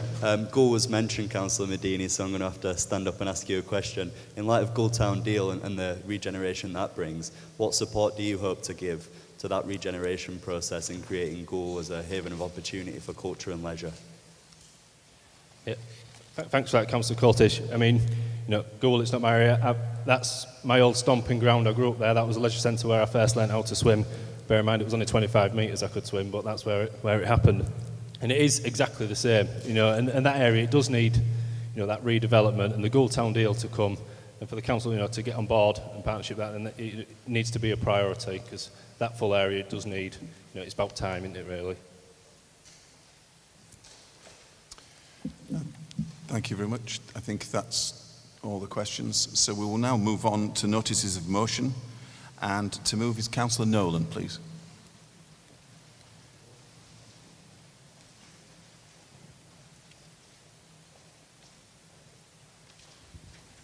Thank you, Chair.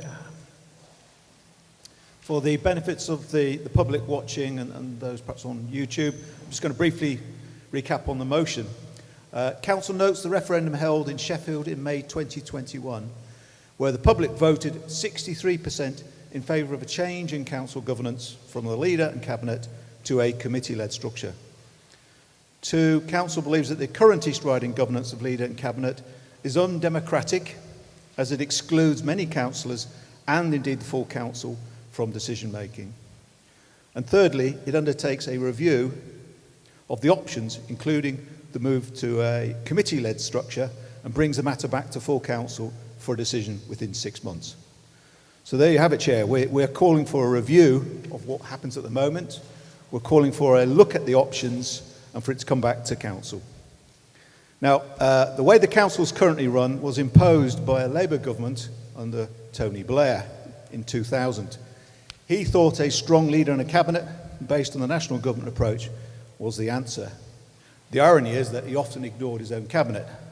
However, we are where we are. Before Blair, we had a committee-based way of operating, with the committees being able to make a decision or a recommendation to full council. Full council took decisions, and all councillors had a vote. We didn't have a choice of moving to a cabinet system. It was imposed by central government. And I fear today the talk about county deal from Councillor Owen is a bit of an ominous sign in that we've been here before where something has been imposed. Let's hope it doesn't happen again. Now, the committee-based system had its weaknesses. It wasn't a land of milk and honey by any means. Decisions could take time and it could be cumbersome. But it had its strengths. One of these is that the members of a committee, whether it was, say, education or recreation and leisure or planning and technical services, built an understanding and expertise in their area. And I think as they were voting on decisions, the meetings, I felt, had a greater sense of purpose. Committee members were making decisions. They had a stake in the meeting and the outcome. The other strength of the committee system was that full council was the democratic forum for decisions. All members voted and had an equal say on recommendations to and decisions by council. We were all equally voted in by the public to represent them. The public didn't vote for a cabinet. It didn't vote for 10 cabinet members to make all the decisions. Instead, what we have now is a full council meeting in which the decisions have already been taken by the cabinet. And earlier on, we saw on the talk about spending £2 million, and I use it again, £2 million, Jonathan, on consultants, on pay and reward. That was a resolved item that this council was not able to vote on. Councillors, look at the order paper in front of you. Council has been reduced to a series of questions to the leader and verbal reports from cabinet members. We can ask some questions, but we can't actually make decisions or challenge those. The current way the council is run is undemocratic. There are 67 elected councillors, but 10 of them form a cabinet and take all the decisions. In some cases, individual portfolio holders have delegated powers to individually make decisions. The scrutiny committees can call in cabinet decisions, but they have little or no powers to reverse cabinet decisions. Now, Chair, the 67 councillors were all equally elected, but at the moment, 57 of them have little or no say. And amongst that 57, I include the Conservatives who are not on the cabinet, but sit on the back benches. There is a democratic deficit at this council, and it does lead to poor decision-making that affects our residents. And I'll just pick out 3 areas. Pay and reward. The failure to review and improve our employees' payment structure, it should have been overhauled at least 5 years ago. Where was the Cabinet for the last 20 years on that issue? Secondly, the failures on children's social services. The Ofsted inspectorates single out the failures of senior council members to understand what was going on. And thirdly, the failure to take action on the shortfall of housing land, and in particular, affordable housing supply. And that led to the residents of Swanland and Pocklington having hundreds of houses dumped on surrounding land that was not earmarked for development. Also, as the inspector pointed out, the council had also let down its residents who need affordable housing. And indeed, housing waiting lists are growing. So there you are, 3 examples where poor decision making is affecting our residents. The council's cabinet and scrutiny model is not fit for purpose. When scrutiny challenges the cabinet, sadly, it is ignored. And I think the cabinet of only 10 members is not getting the big decisions right. I don't think it gives the lead to the officers, and when you watch the cabinet meeting, often it's being led by the officers. Now, there is a view from some residents that this council is too Beverley focused and remote. Parish councillors' voices are all too often ignored. One option before us is to move towards area committees, but not toothless ones. What we need is area committees with the ability to make decisions and recommendations for their community. Now, that is obviously something that can be discussed in terms of area committees and such like. So our motion calls for review of the options, including a move to a committee-led structure and to bring the matter back. Now, there will be some people in this chamber who will perhaps be cynical and think it's the Lib Dems trying to get a say. Well, why not? We were elected too, so we should have a say. But let's bear in mind those committees will still be proportional, which means that the majority group will still have the say on appointments and chairs. To some extent, the concern may be that nothing changes, but at least it will be proportional. Whereas at the moment, the proportionality is on scrutiny, not on the executive.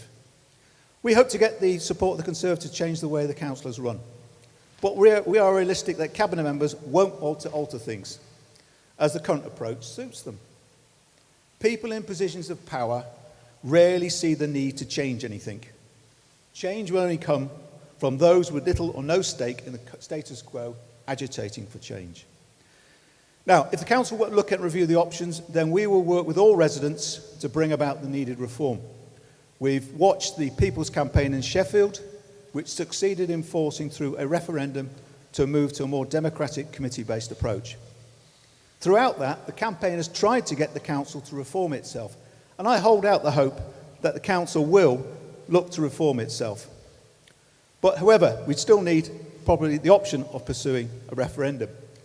Under the Regulations Act of 2011, it needs 5% of electors to petition for a referendum to change the way the council is run. That referendum result is binding on the council.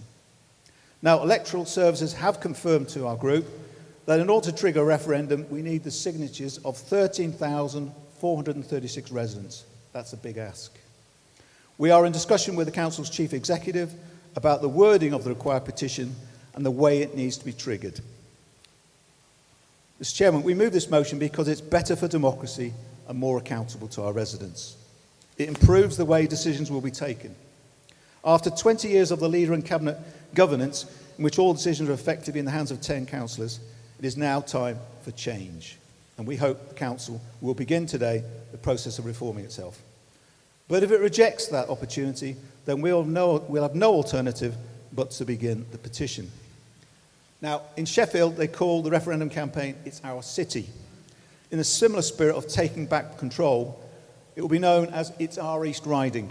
It's about our residents and all councillors taking back the say on how East Riding Council is run. So, Mr Chairman, I move the motion to undertake a review of the options, including a move to committee-led structure, and I commend it to all councillors. Thank you. Thank you. Councillor Healy, please. Give notice. Have you got 5 others to support you on that, Councillor Nolan?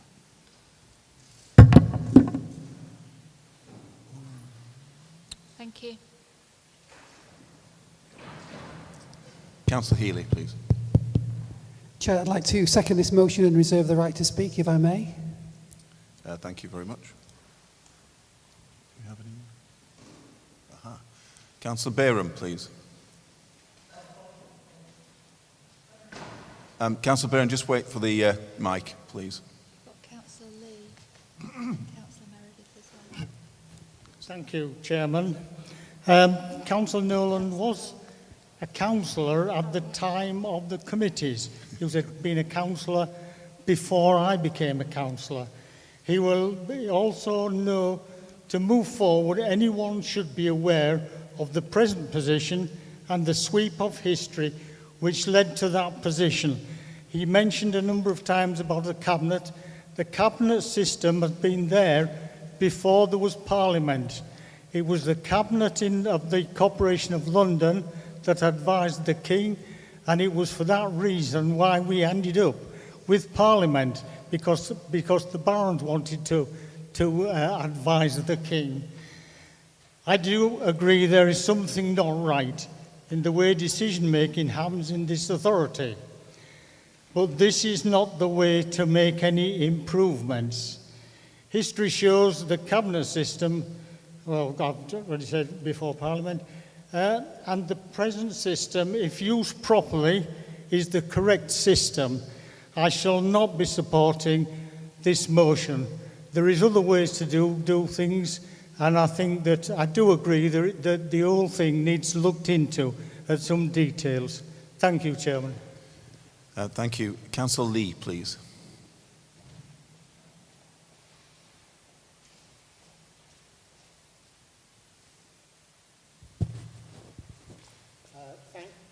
Thank you, Chair. I'm afraid you're still not on. Thank you, Chair. The traditional way over the years for parties in both local and national governments to increase their decision-making powers and authority is to increase their vote at general or increase their vote at elections. My assumption from today's motion is that the Liberal Party, Lib Dems, have probably given up on this plan, and that the only way that they think they can possibly get increased options is to go to this system. Like Councillor Bayram, this is not the way forward. I can concur. An independent expert recently indicated that the leader in cabinet model spreads up or speeds up decision making and makes it very clear who is responsible, and I would agree. Councillor Nolan himself has already reflected that council's political makeup would be the same in both systems, and therefore the ability for the opposition parties to, if you like, have an influence on these votes would obviously be negated in that sense. It's very clear that coming out of the worst health crisis that this country's had for 100 years is really not the right time to even consider this at this point. And I would suggest that we should reject this motion out of hand. Thank you. Thank you very much. Councillor Harold, please.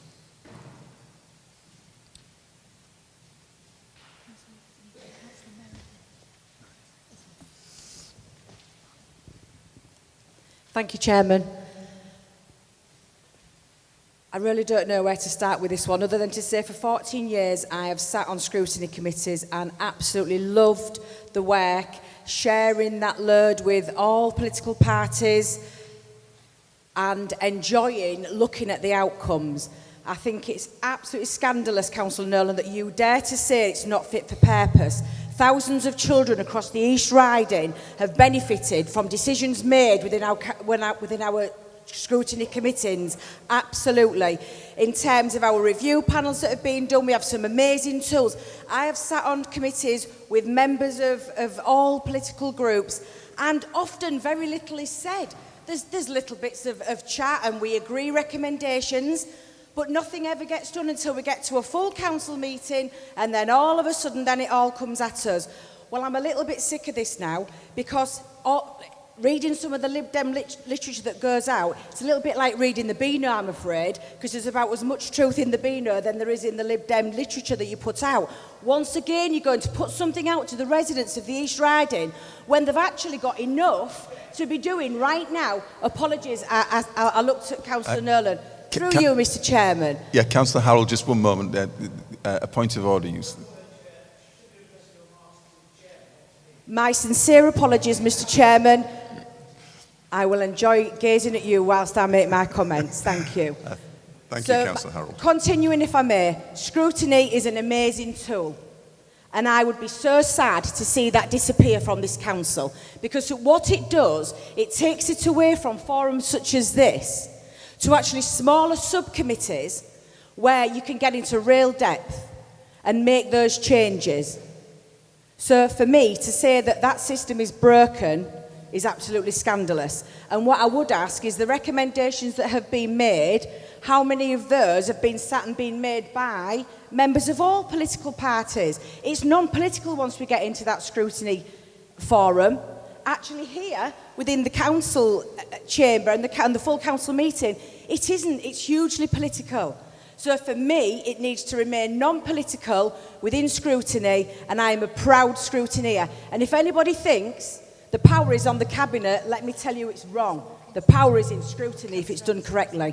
And I feel in the East Riding it is. We've got some amazing chairs, amazing committees, amazing review panels that do amazing work, and I, for one, am proud of it. Thank you, Chair. Thank you. Councillor Meredith, please.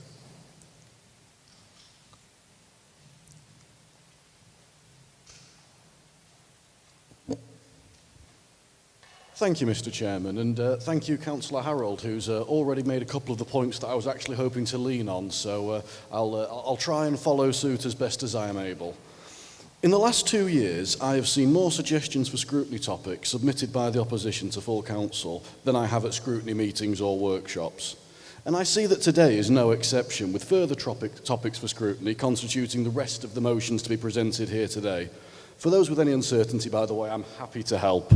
The December meeting of Safer and Stronger and the October, December or January meetings of Health, Care and Wellbeing would be appropriate times and venues, respectively, for the next two motions to be presented at.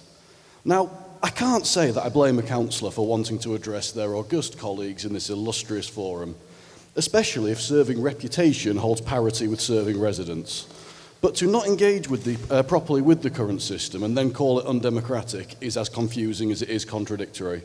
Perhaps, and may I suggest through you, Mr. Chairman, properly engaging with the system as it stands would allow for the opportunity to discover that it is not in need of changing, that it is perfectly capable of enabling all members here today to highlight their concerns and to present issues that have been brought to them either from media, from their ward members or from their own observations. To critically examine topics of interest to the public and of public interest, to make meaningful recommendations and see these bring about changes and improvements, and to focus on service as well as its delivery in the scrutiny review forums designed for exactly this. In short, I'll sum up by saying, don't knock it till you've tried it. Thank you very much. Councillor Everson, please.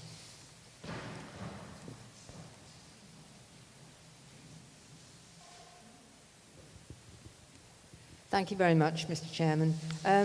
I wasn't actually going to say anything today, but I'm really bemused why anybody would want to turn the clock back all these years to go back to a system that actually wasn't particularly good. I haven't, in the years since we changed, I haven't heard numerous outcries of people saying they want to go back to committee system because what we have doesn't work. The committee system, I remember, was a talking shop. Lots of people that just sat around and we just talked, and I don't remember it being a particularly effective way of bringing about decisions. It certainly wasn't fast, and it was just that, a talking shop. So I see nothing actually to recommend the way things used to be. What we have now is a very clear process. We have a cabinet, we have a scrutiny that provides an opportunity for elected members to scrutinise a variety of topical issues, and through that an overview management committee where councillors can bring issues forward if they want to actually discuss them, and a call-in process if they want to use it as well. I'm just bemused why anybody would want to sort of leave something that actually is structured, that can make change. We do have discussion, we do make change, and it's a very clear process. Certainly, the committee system is most certainly not, and I struggle to see why we would spend huge amounts of money on turning the clock back to something that wasn't particularly good. Thank you. Councillor Hammond, please.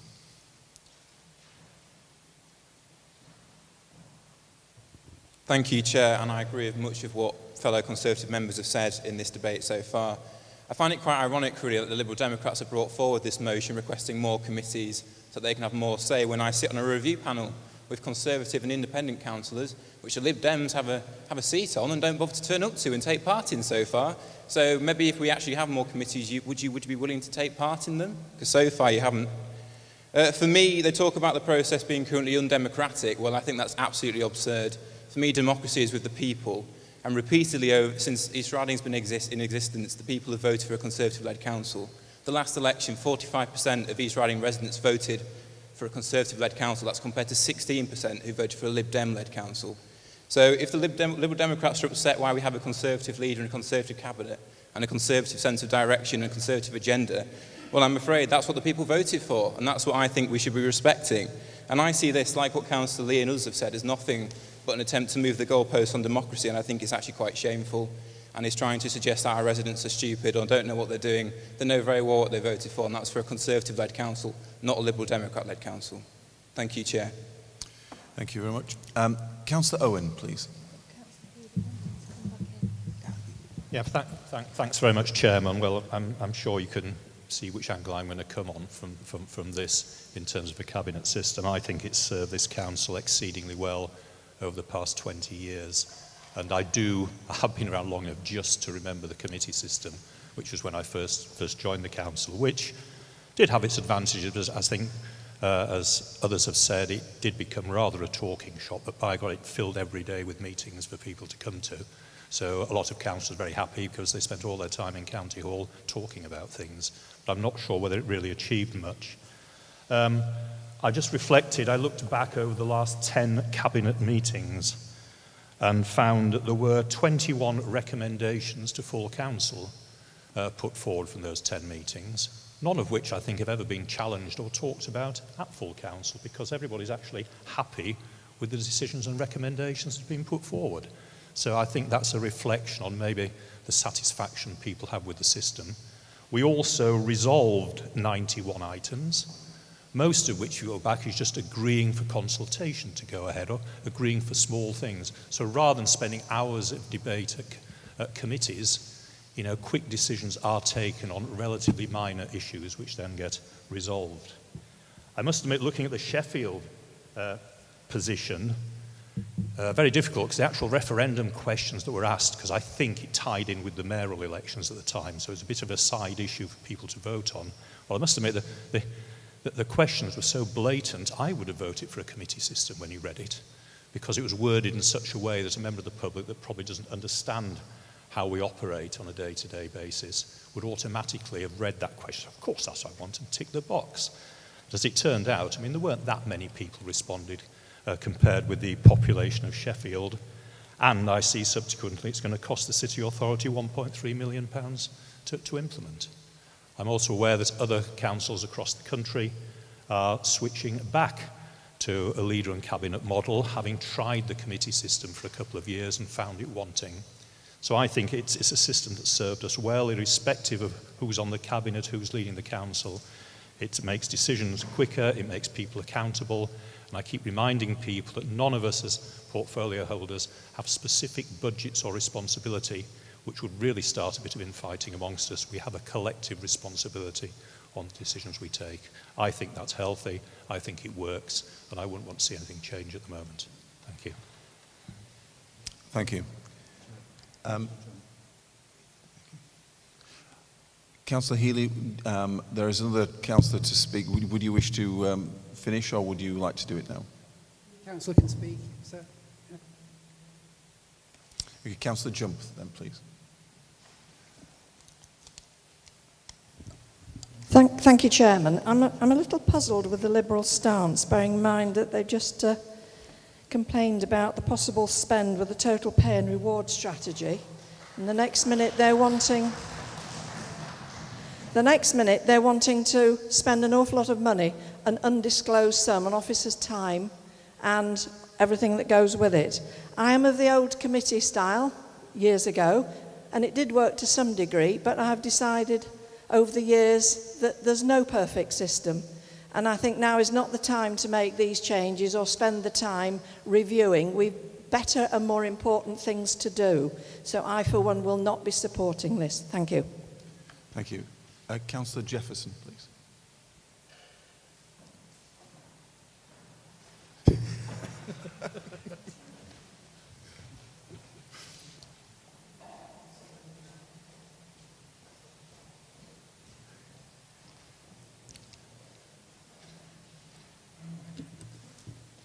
Thank you very much. Can I just say to you all, I don't think we should come here anymore, because this is the second time I've stood up today, and this isn't a good idea. I'm listening to you all, and I'm sure I've told you many, many times, as one of the older councillors, the committee system, because I came on with Jane, I have to say, was excellent for what it was. There was a lot of councillors who wanted to say a lot. We all have different areas, some in towns, I'm not naming them because I've watched all you make mistakes, some in towns, some in parishes, some on the coast. We're a mixed group, and I'm not sure whether you all will agree with me, but I would have thought that as a councillor, your residents chose you. Therefore, as far as I'm aware, my residents chose me. And I come and do my best for my residents at any meeting. Scrutiny is fantastic. You have plenty to say at scrutiny. I'm told I've got too much to say at scrutiny. But at the end of the day, you've made your point, and that's why you're here. I remember the committee system, and this is the first time I've ever disagreed with a leader, when he made the point something about, we did not achieve a lot. Whoa! We were the councillors who started the East Riding of Yorkshire Council. And we started to make it the best council there is. And I think we should all be proud of that. You start somewhere and you continue. What we've got now is a fantastic way of working. I know when we talked about doing cabinet, I was very, very unsure about it. And as the 4 group leaders, which in those days 4 group leaders did meet in Darrell's office quite often, we were all told what we could and couldn't do. It was quite a good lesson. However, scrutiny is there for you, and what I think some of you forget is, if you want to ask a question at Cabinet, you can do that as long as you ask beforehand. So you can go along to any Cabinet meeting when we get back to, when we get back to County Hall, and you can ask any question, and you can actually make portfolio holders, Cabinet members, whatever you want to call them, think about what they're going to say and perhaps give them an extra question to ask. So all I'm saying to you today is, and I think I've said it before, I'm an independent. My group are independent. They will vote as they wish. But today, I cannot vote for this because I think we're going to cause more trouble when at the moment I think we've all got plenty on. I know I've got plenty on with my residents because I look after them. So please, let's really be very careful how we vote today, and sorry to have disagreed with the leader. Thank you. Councillor Healy, please. Thank you, Chair. Well, it's been a very interesting discussion. First of all, I want to assure Councillor Lee that the Liberal Democrats have not given up on elections. There was an election last week in the Minster and Woodmansey ward of Beverley where the Liberal Democrats got 57% of the vote, and I think that demonstrates that we've not given up on elections. One of the, and I speak as a Vice Chair of Overview Management, I'm very proud to be on it, but one of the most concerning things that I ever heard was when a portfolio holder came to that meeting and said that the councillors were not asking the correct questions. That was broadcast to parents and carers, and it went down very, very badly. And those parents and carers felt that they did not have a voice and that their voices were not being represented there. I think it's good to have a debate about different methods of governance. This motion suggests, and I believe it, that this is a fairer, more inclusive, more transparent decision-making process where residents are truly represented in the way that the council makes decisions, where all elected representatives participate in some aspect of the decision-making process. It's a collaborative system, and it is about cross-party cooperation. And the thought I would suggest to you is that with the current system, 15% of East Riding residents are represented by councillors who make decisions, who can actually make the voices heard of those people who are concerned to hear those comments made at scrutiny. And 85% of East Riding residents are therefore represented by councillors who do not make decisions. The discussion that we had earlier about the £2 million expenditure is something that the public would like to have a say on. And if there was a committee structure that the voices of the public and the councillors who are represented and elected by those publics could hear that. Finally, this is only a motion to review the options. And I think it's very disappointing that clearly most of you have closed your mind to a review of the options, but I think it's a worthy thing to have been put forward because it is about democracy. It is about the people having a say, not the councillors, not the political parties. Only 15% of the residents are represented by councillors who have a voice. And whilst scrutiny is a noble thing, it is actually a toothless thing in terms of having people's voices heard and making decisions. And the committee structure is a better way of doing that. And on that point, I will second the motion. Notwithstanding the objections from the floor, I will second the motion, sir. Thank you. Thank you.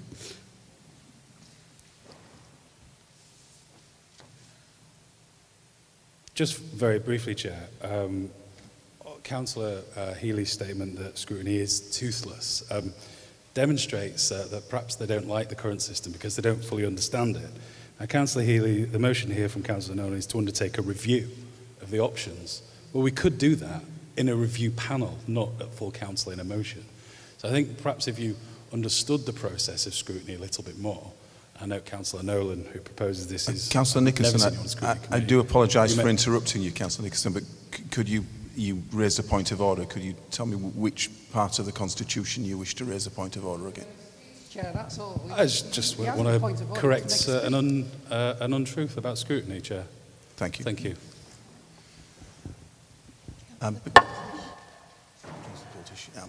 We have Councillor Coultish, please.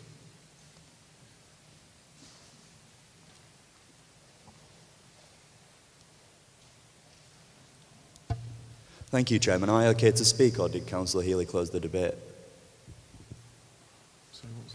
Sorry, Councillor Coultish, couldn't hear that. I said, am I okay to speak, or did Councillor Healy close the debate? No, it's Councillor Nolan to close the debate. Councillor Healy was just seconding. Perfect, thank you, Chairman. It's only a quick point. I think this motion is kind of ironic, coming from the party of broken election promises, who clearly don't care what residents think. On multiple occasions, this party have shown to us that they don't care what residents think or what their voters think, that the party have raised tuition fees when they promised in their manifesto that they wouldn't raise them, that the party who wishes to disregard the biggest referendum, the biggest exercise of democracy in history. And I'm pretty sure that if this referendum didn't go the right way, they'd be asking for more money to hold another one. Chairman, I move that we call them the illiberal undemocrats. Thank you. Thank you. Councillor Nolan to close the debate. Respond to the debate in terms of the points that were raised. Councillor Bayram admitted that the current system's not working, but then failed to take the logical step of reviewing it and looking at the options.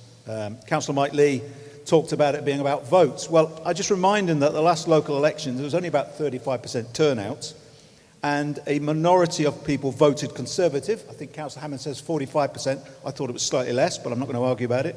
So actually, a third of the people voted, and less than half of them voted for the Conservatives. And yet, because of our voting system, they have a majority of councillors. He also made, there's also reference from Mike Lee about speeding up decisions. Well, if you want to speed things up, bring a dictatorship in. Because the person at the top says it. It's not about speed, it's about the quality of the decisions. And then he finally said it's not the right time. Well, funny thing is, it never is the right time for some people to change things. Councillor Harold talked about loving scrutiny and what an amazing tool it is. Yet here she is, the person who's just moved to the Cabinet on the first opportunity. I have to say, Chair, that greater love hath no scrutiny, Chair, than to join the Cabinet at the first opportunity offered. Councillor Meredith talks about scrutiny, but he doesn't know anything different. He wasn't here in the previous system. Councillor Everson talks about how, going backwards and all the rest of it. But I remind her that she's actually been on the Cabinet for a lot of the time. And you have a different view if you're not on the Cabinet and if you're in a minority group. She talks about huge money. Well, she and her pals have just voted £2 million on consultants. Did you get that? £2 million on consultants. And then she's saying that this is a huge cost. Councillor Hammond talks about we want more committees. We're not saying more committees. We're saying let's review the structure that we have. It may be we end up with less committees, or it may be that we end up with more committees. But we're not simply saying let's bring on more committees. We're talking about changing the scrutiny committees into committees with the ability to make a decision. And when he talks about, well, people vote Conservative, that's it. Well, that's an elected dictatorship. I was voted in, as was Councillor Jefferson, by our residents. We are here to speak on their behalf. They didn't vote saying, well, if the Conservatives get a majority control, they can make all the decisions. That's not the case at all. And Councillor Owen says, well, there are some things that come through to Council. Yes, but isn't it strange that the big ones get decided by the Cabinet? And so, for example, we've got East Riding Risk Management Strategy to the Audit Committee as a recommendation. Well, okay, that wasn't pulled out, but in the scale of comparing that to completely turning upside down the pay and award structure of this council's employees, as is a very small, if important issue, and yet we have one which was resolved without us being able to decide it. Somebody said about the costs. Well, this could be held on the same day as the 2023 elections. Sheffield had their referendum on the same day as their city elections. And yes, democracy does have a cost. It has a cost. But, the other alternatives are a lot more expensive than having democracy. So, Chair, I think I'd sum up by saying this is an opportunity for the Council to review what it's doing, look at the options, and come up with a better, more democratic, and more accountable to our residents' way of operating. And I hope that the Council takes that opportunity to avoid us having gone down the path of referendum. But if it chooses not to, and I detect from the mood music in this room that we're not going to win this one, then we will have to look at sparking a referendum. Thank you, Chair. Thank you very much indeed. I will now take the vote on the motion. All those in favour? Sorry, Councillor. Oh, sorry. Wilkinson, a recorded vote. I do apologise. Yes, you did decide on it, but it was such a long time ago with the discussions, I'm kind of lost track. We will now move to a recorded vote. Thanks, Councillor Wilkinson. So if I can ask then, in terms of the vote on the motion, can you state whether you're for or against the motion as printed? So Councillor Wilkinson. Against. Councillor Whittle. Against. Councillor Fox. Against. Councillor Holmes. Against. Councillor Abraham. Against. Councillor Walker. Against. Councillor Matthews. Against. Against. Councillor Medini. Against. Thank you. Councillor Holtby. Against. Councillor Owen. Against. Councillor Nolan. For. Councillor Healy. For. Councillor Jefferson. Against. Councillor Walker. Against. Councillor Gill. Against.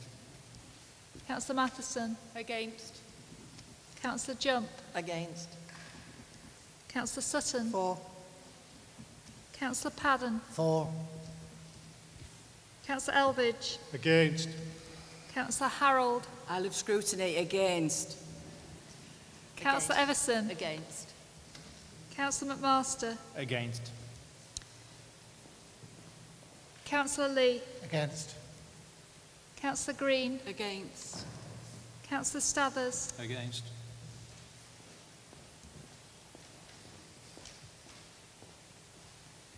Councillor Sykes. Against.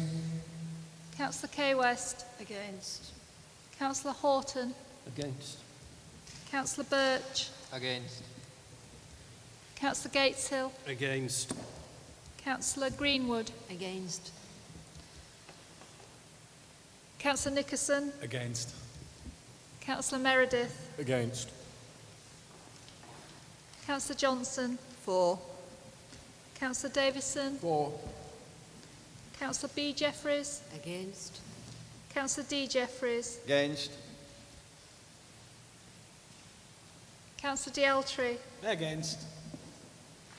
Councillor Beauville. For. Councillor Heslop Mullins. For. Councillor Boynton. For. Councillor Weeks. Against. Councillor Hammond. Against. Councillor Tucker. Against. Councillor Steele. Against. Councillor Copsey. Against. Councillor Rudd. Against. Councillor Coultish. Against. Councillor Handley. Against. Councillor P West. Against. Councillor Smith. Against. Councillor L Bayram. Against. Councillor C Bayram. Against. Councillor Winter. Against. Councillor Dennis. Against. Thank you.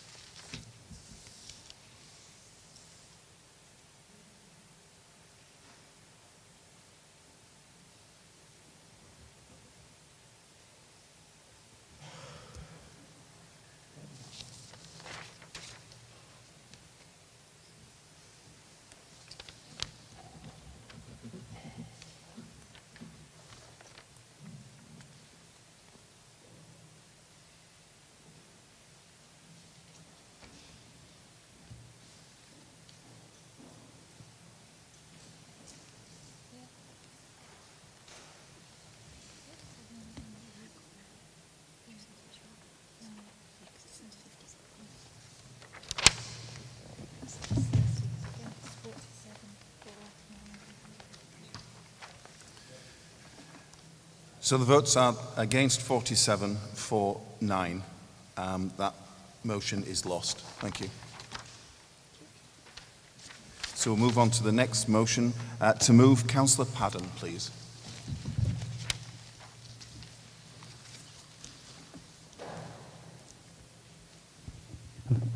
Thank you. Good evening, everybody. I'd like to bring to attention of that during the pandemic, we saw and heard the increase in pet thefts.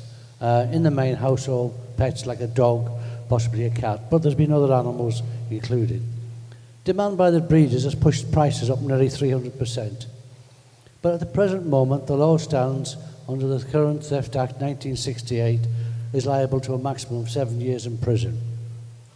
I'm led to believe we don't see many people getting done for anything in that respect. There's also a change.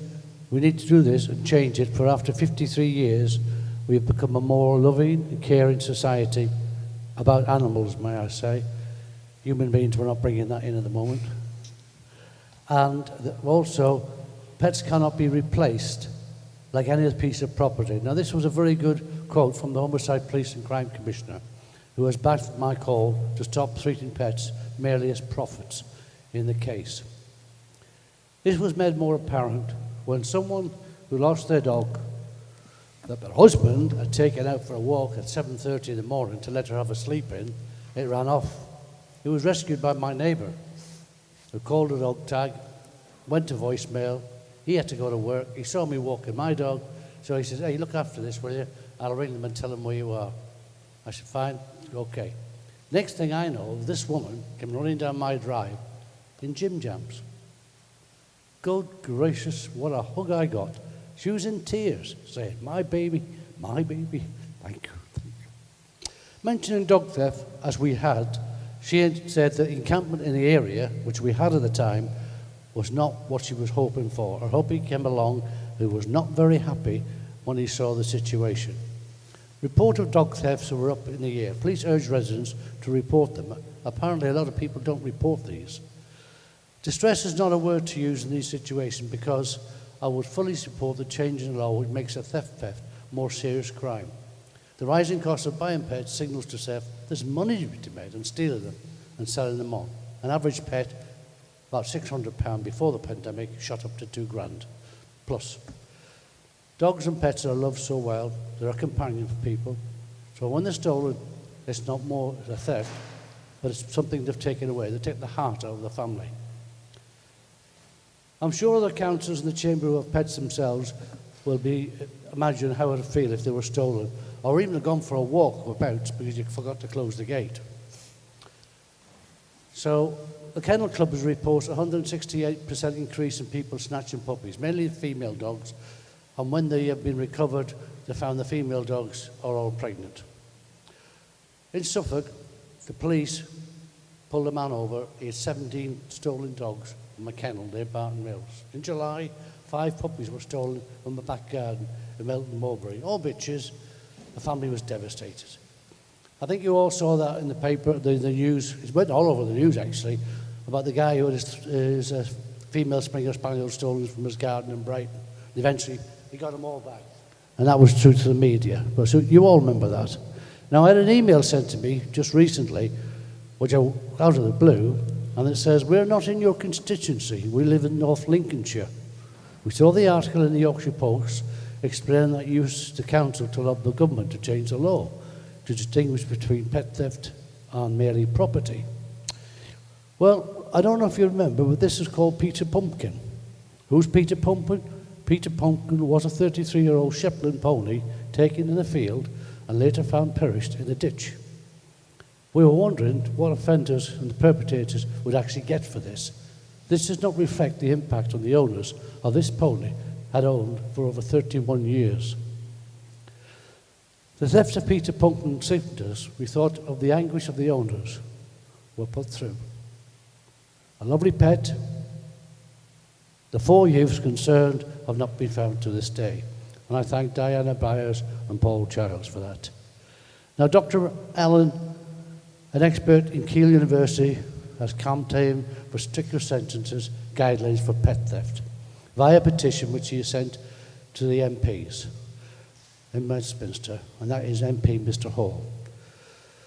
The result of a BBC Freedom of Information request showed that 5 police areas saw a doubling increase in number of dog thefts, besides other small increases. Officers were once called into Cheltenham after a member of the public said they saw a man loading dogs in a vehicle. West Mercia Police stopped that van on the M6 and brought it back to Gloucestershire, questioning more than 30 puppies thought to have been stolen were found in the van. Guess where the man came from? A 24-year-old from Durham. What was he doing down there? Making pet theft crime specific with custodial sentence, Pet Reform 2020 revised the sentencing guidelines of the Act of Theft to reclassify pet as specific crime.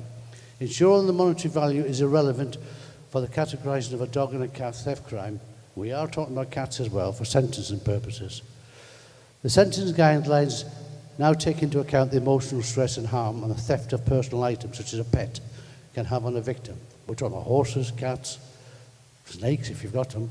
Anyway, the Petition Committee calls on the government to make pet theft a specific crime. The Petition Committee also disappointed at the lack of action by the government on spiral theft issues.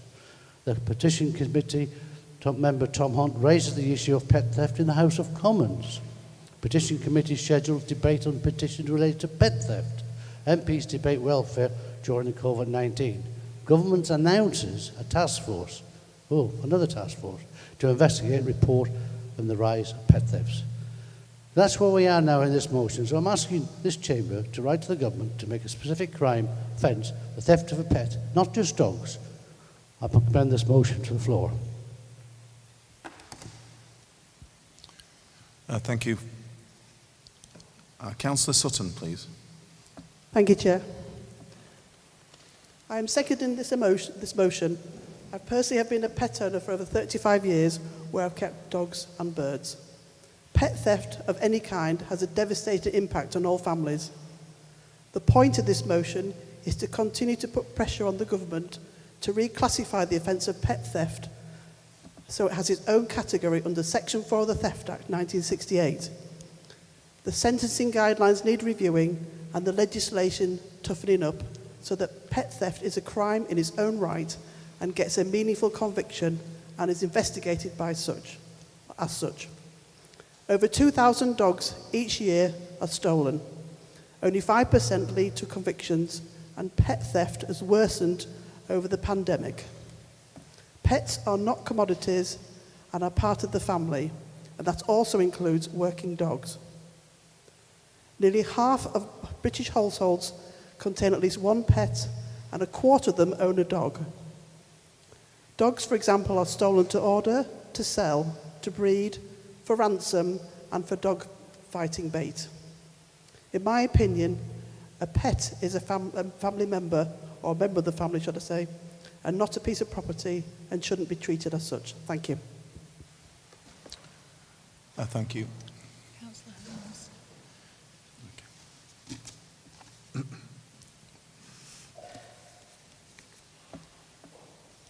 Sorry, Councillor Holmes. Councillor Wilkinson. Sorry.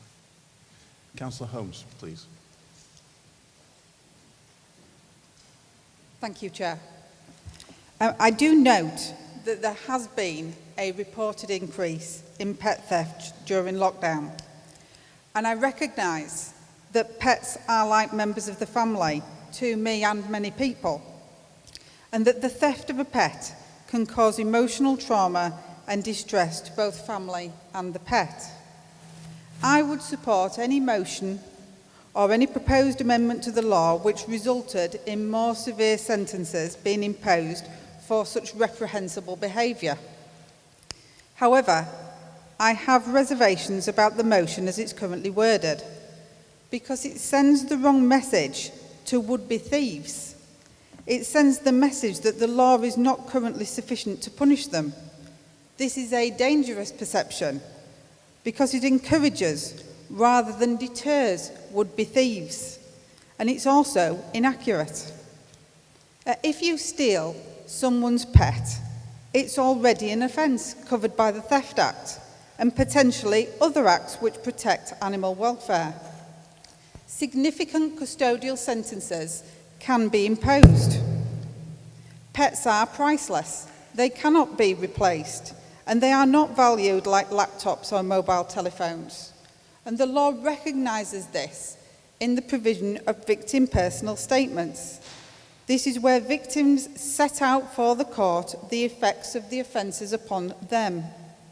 These statements are the voice of the victim in court, and they can result in a significant increase in the sentence imposed because the courts recognise the greater harm that they have evidence of. Now, I'm not going to oppose this motion because I don't oppose the spirit of it. But it is important that those who are contemplating stealing someone's pet and inflicting such misery upon others hear this message loud and clear. That pet theft is already an abhorrent offence, and the law already has the mechanism to deal with such offenders severely, and they should expect to be dealt with severely. Thank you, Chair. Thank you. Councillor Fox, please.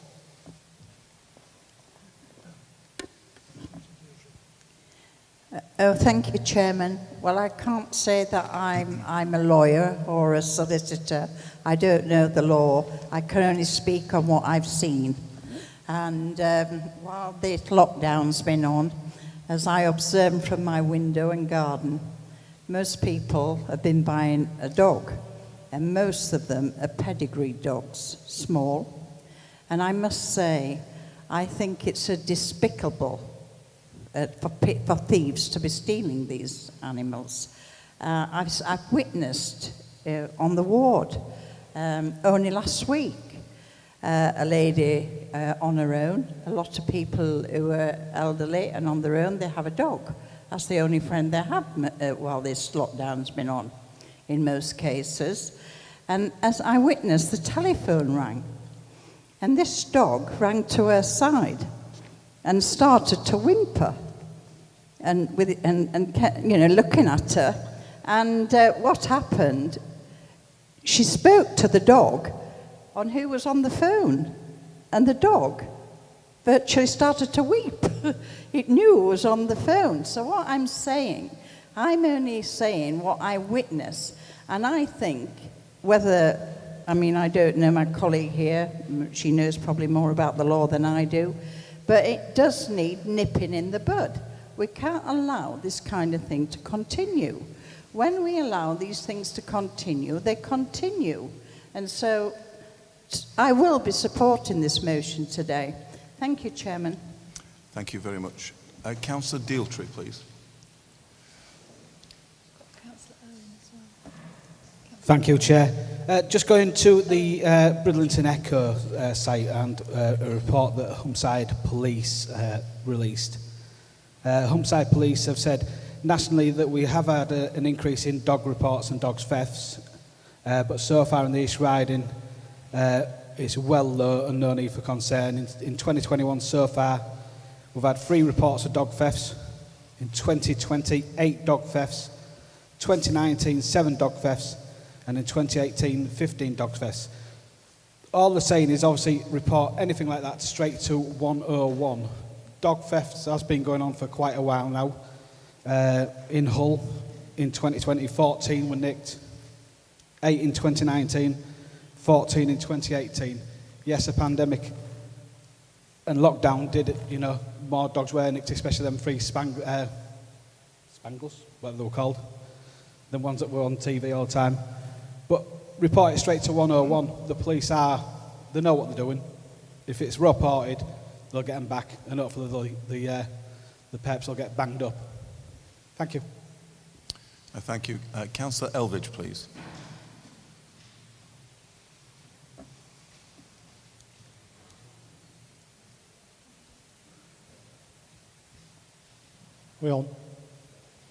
Thank you. I think it would be remiss of me not to make comment on this. I think it's barking debate, to be honest. But as the owner of, I won't say I'm the owner. I share my house with 3 huskies, all rescue, I'm proud to say. I would never buy a dog from a breeder, ever.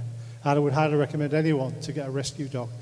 As for thefts, I'm very concerned that the media hype around a motion like this almost sets out that there is a massive increase in dog theft. In spite of what Councillor Dealtree said, I am not aware of any increase. In fact, there's a decrease in dog theft in the East Riding of Yorkshire. Some of these motions are from the internet and from the country. In the East Riding of Yorkshire, we do not have a significant problem. What I would say is any loss of a pet, an animal, is horrendous. And the one about the pony is particularly bad. But what I wouldn't want to do is scaremonger and frighten our residents, especially there's an older generation that their only companion is that pet. So while I will be supporting the motion, I'm concerned about the wording being correct. No metrics with it, no real evidence behind it, but I will be supporting it. Thank you. Councillor Owen, please.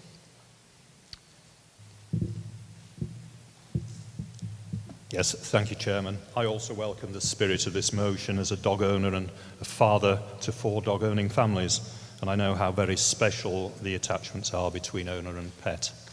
I would, however, like to agree with Councillor Holmes's regarding her reservations as to whether the right message is getting out and endorse her view that we need to ensure that a warning message gets to anyone considering pet theft.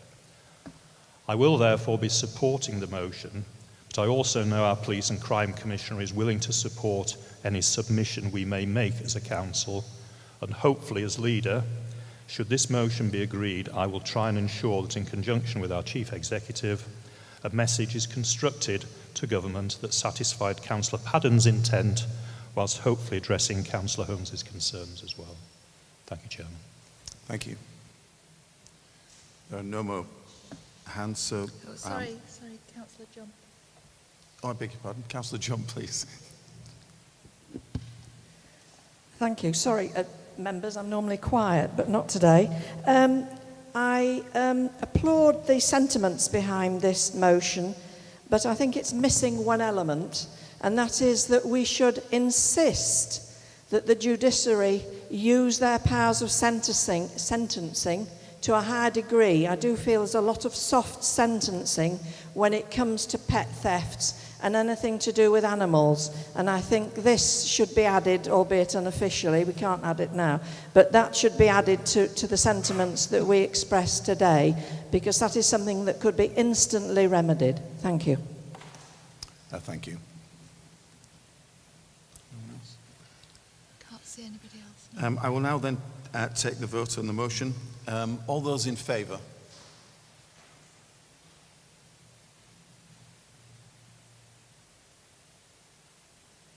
Yep. Any against?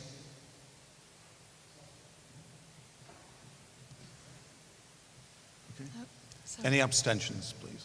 Yep, that's fine. Thank you. That vote is carried. We'll now move on to the next motion, and Councillor Paddon again, please. The bus turned up again. Thank you, Chair. I'm responding to an email I received from a resident who was attending the surgery in my ward, but actually lived in Hull. And the email went on to explain the situation. But what I didn't know, I then got an email from somebody living in Basildon saying, I'm frustrated at being told they no longer seem to get to their GP surgery. A number of patients in my area have been sent letters advising them of a 30-day to find a new surgery. And the letter was signed by the business manager on behalf of the practice partners, which I think are the doctors. I don't know. It has become necessary to remove you from our practice list for the following reason: living outside the catchment area. Please take this letter as a notice of 30 days for your removal from our practice list. We advise you begin looking for another practice before this occurs. It advises the patients to look at the NHS Choice website to find a new GP surgery. Now, I'm led to believe doctors come under the NHS who employ them. So what happens here? I have no idea. Patients have hit back and suddenly decide to exclude them from the practice list. Someone who lives 2 miles away from a surgery has been told he has to go. 40 years I've lived here, man and boy, and now I've got to find another surgery. I've got somebody in my constituency who lives in Anlaby and says, you get rid of my... Oh, I'm not going to do that. So where was your surgery? Branzo. They're very, very adamant. They don't want to lose their surgery in Branzo. So everybody has an affinity with the doctors. As we all know, when we go in, we sit down, we tell them everything, and we don't want that to go anywhere else. So let's remind ourselves that in 1941, the Minister of Health was in the process of agreeing a post-war health policy to eradicate the poor law, which was being pushed by a Welsh doctor. Services were not available to the general public. A year later, the Beveridge report put forward a recommendation of comprehensive health rehabilitation service and was supported across the House of Commons by all parties. Eventually, the Cabinet endorsed the white paper put forward by the Minister of Health, Henry Wintling, in 1944, a Conservative in Liverpool, which set out the guidelines for the NHS. The principle everyone was entitled to treatment, including visitors to the country, and will be provided free at the point of delivery. These ideas are taken the next Health Minister, Orion Bevin. Nuts and bolts of the project finally took hold by Clement Attlee, who in 1945 became the law. Bevin embarked on a campaign to bring the NHS in form. The project was said to be based on 3 ideas, which Bevin expressed as he launched it on the 5th of July 1948. The essential values were, firstly, the service helped everyone. Secondly, healthcare was free. And finally, the care would be provided based on need rather than the ability to pay. Since then, the NHS has gone through many, many changes, improvements. We can't fault them, but I think this is absolutely disgusting. So North Ferriby Surgery has been hit with this. Willoughby Surgery, they've been hit by this, so has Halton Price. And once again, I said somebody from Basildon sent me up one. And I refer to Councillor Walker on item 8C, which Councillor Walker has also commented on, the medical health care.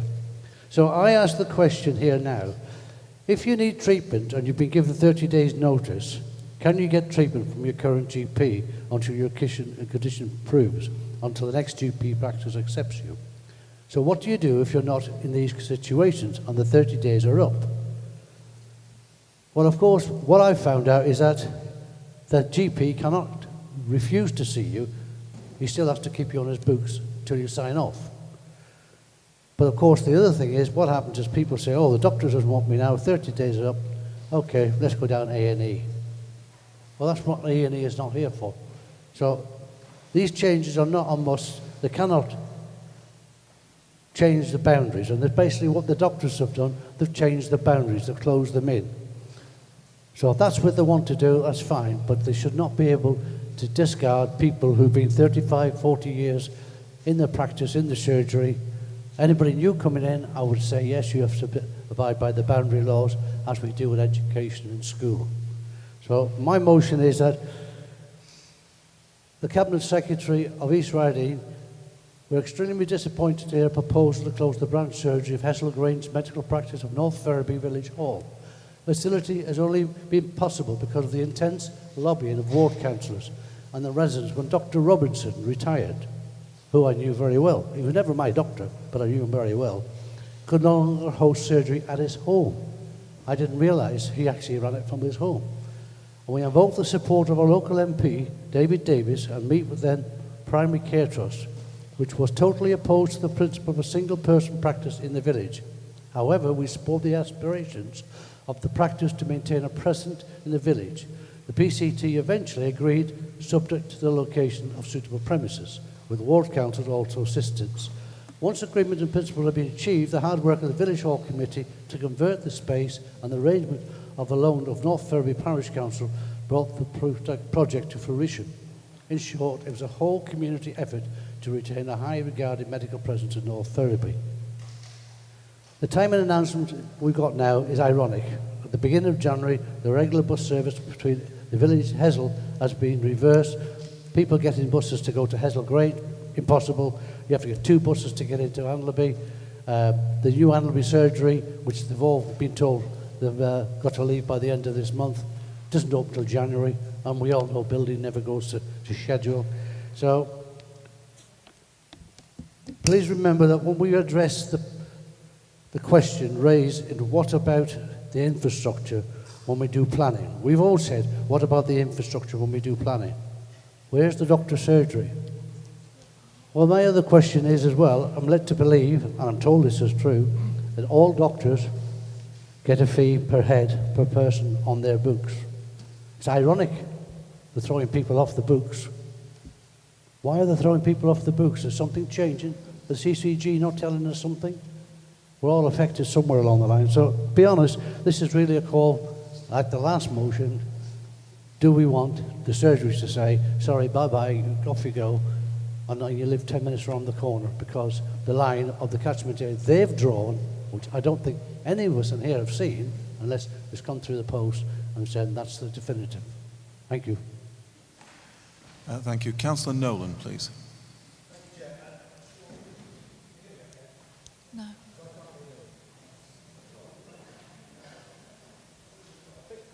You took so long. Can you hear me now? Yes. Or are you pretending?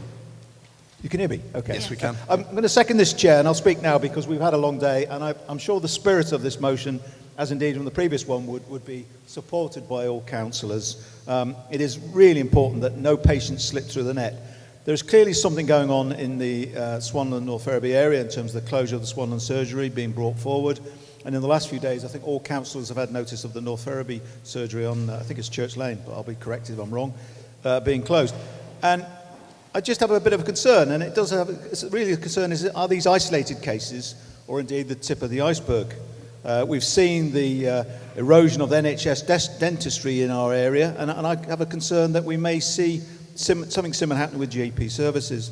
One of my residents in Hessel, who I spoke to, came to me because he's not on a GP list and he couldn't get vaccinated. And every time he tried to get online, it kept trying to refer him to his GP.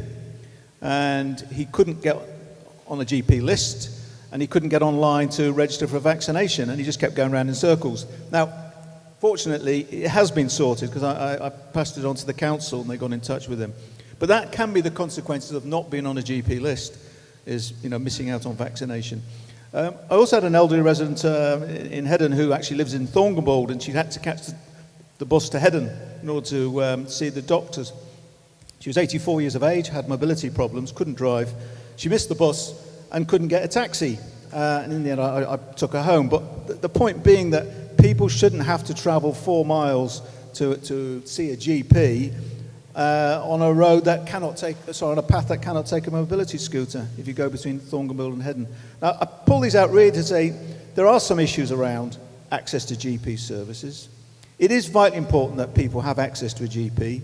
We don't have people slipping through the net. Here, as Councillor Padden referred to, the letter that a resident received, giving them 30 days to find another GP. I think that's disgraceful. There's no offer of help to that person to find another GP, and they are in a high medical need with their family. So I think this is really saying, let's find out what's going in, let's get the CCG in, quiz them as to what's going on, express our concerns, and seek assurances that no patients will slip through the net. Thank you, Chair. Thank you very much. Councillor Lee, please.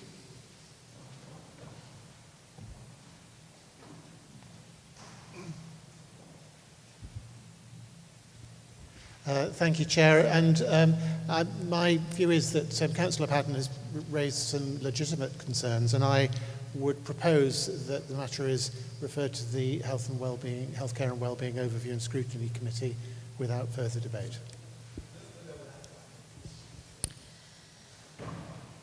So you need to basically vote on that it moves to scrutiny without further debate. This one? Yes. Okay. So we have no further points, so we'll move on to the... It's basically a vote that we move this straight to scrutiny for discussion. So we're going to vote on moving it straight to scrutiny. First, could I ask for all those in favour, please? Okay. Yep. Any against, please? No. Any abstentions? No, so that's carried. So that is carried. We'll now move on to Stamford Bridge Community Governance Review, Reorganisation Order. To move, Councillor Owen, please. Thank you, Chairman. I move that the reorganisation order be approved, giving effect to the recommendations of the Community Governance Review. Thank you. Thank you. Councillor Holtby, please. I beg to second. Thank you. No, nobody's coming in. In that case, I will move straight to the vote. All those in favour, please. Okay. Any against? Any abstentions, please? Okay. Yeah, okay, yeah. That has been carried. We'll now move on to the the Cabinet urgent decisions. Councillor Owen, please. Yes, I'd like to move that the report be noted. Thank you, Chairman. Councillor Holtby, please. I beg to second. Thank you. Thank you. We have no hands, so I will move to the vote. All those in favour, please. Okay. Any against? Any abstentions? Is that one? That's carried, yeah. So that has been carried. Now move on to amendments to the Constitution. Councillor Owen, please.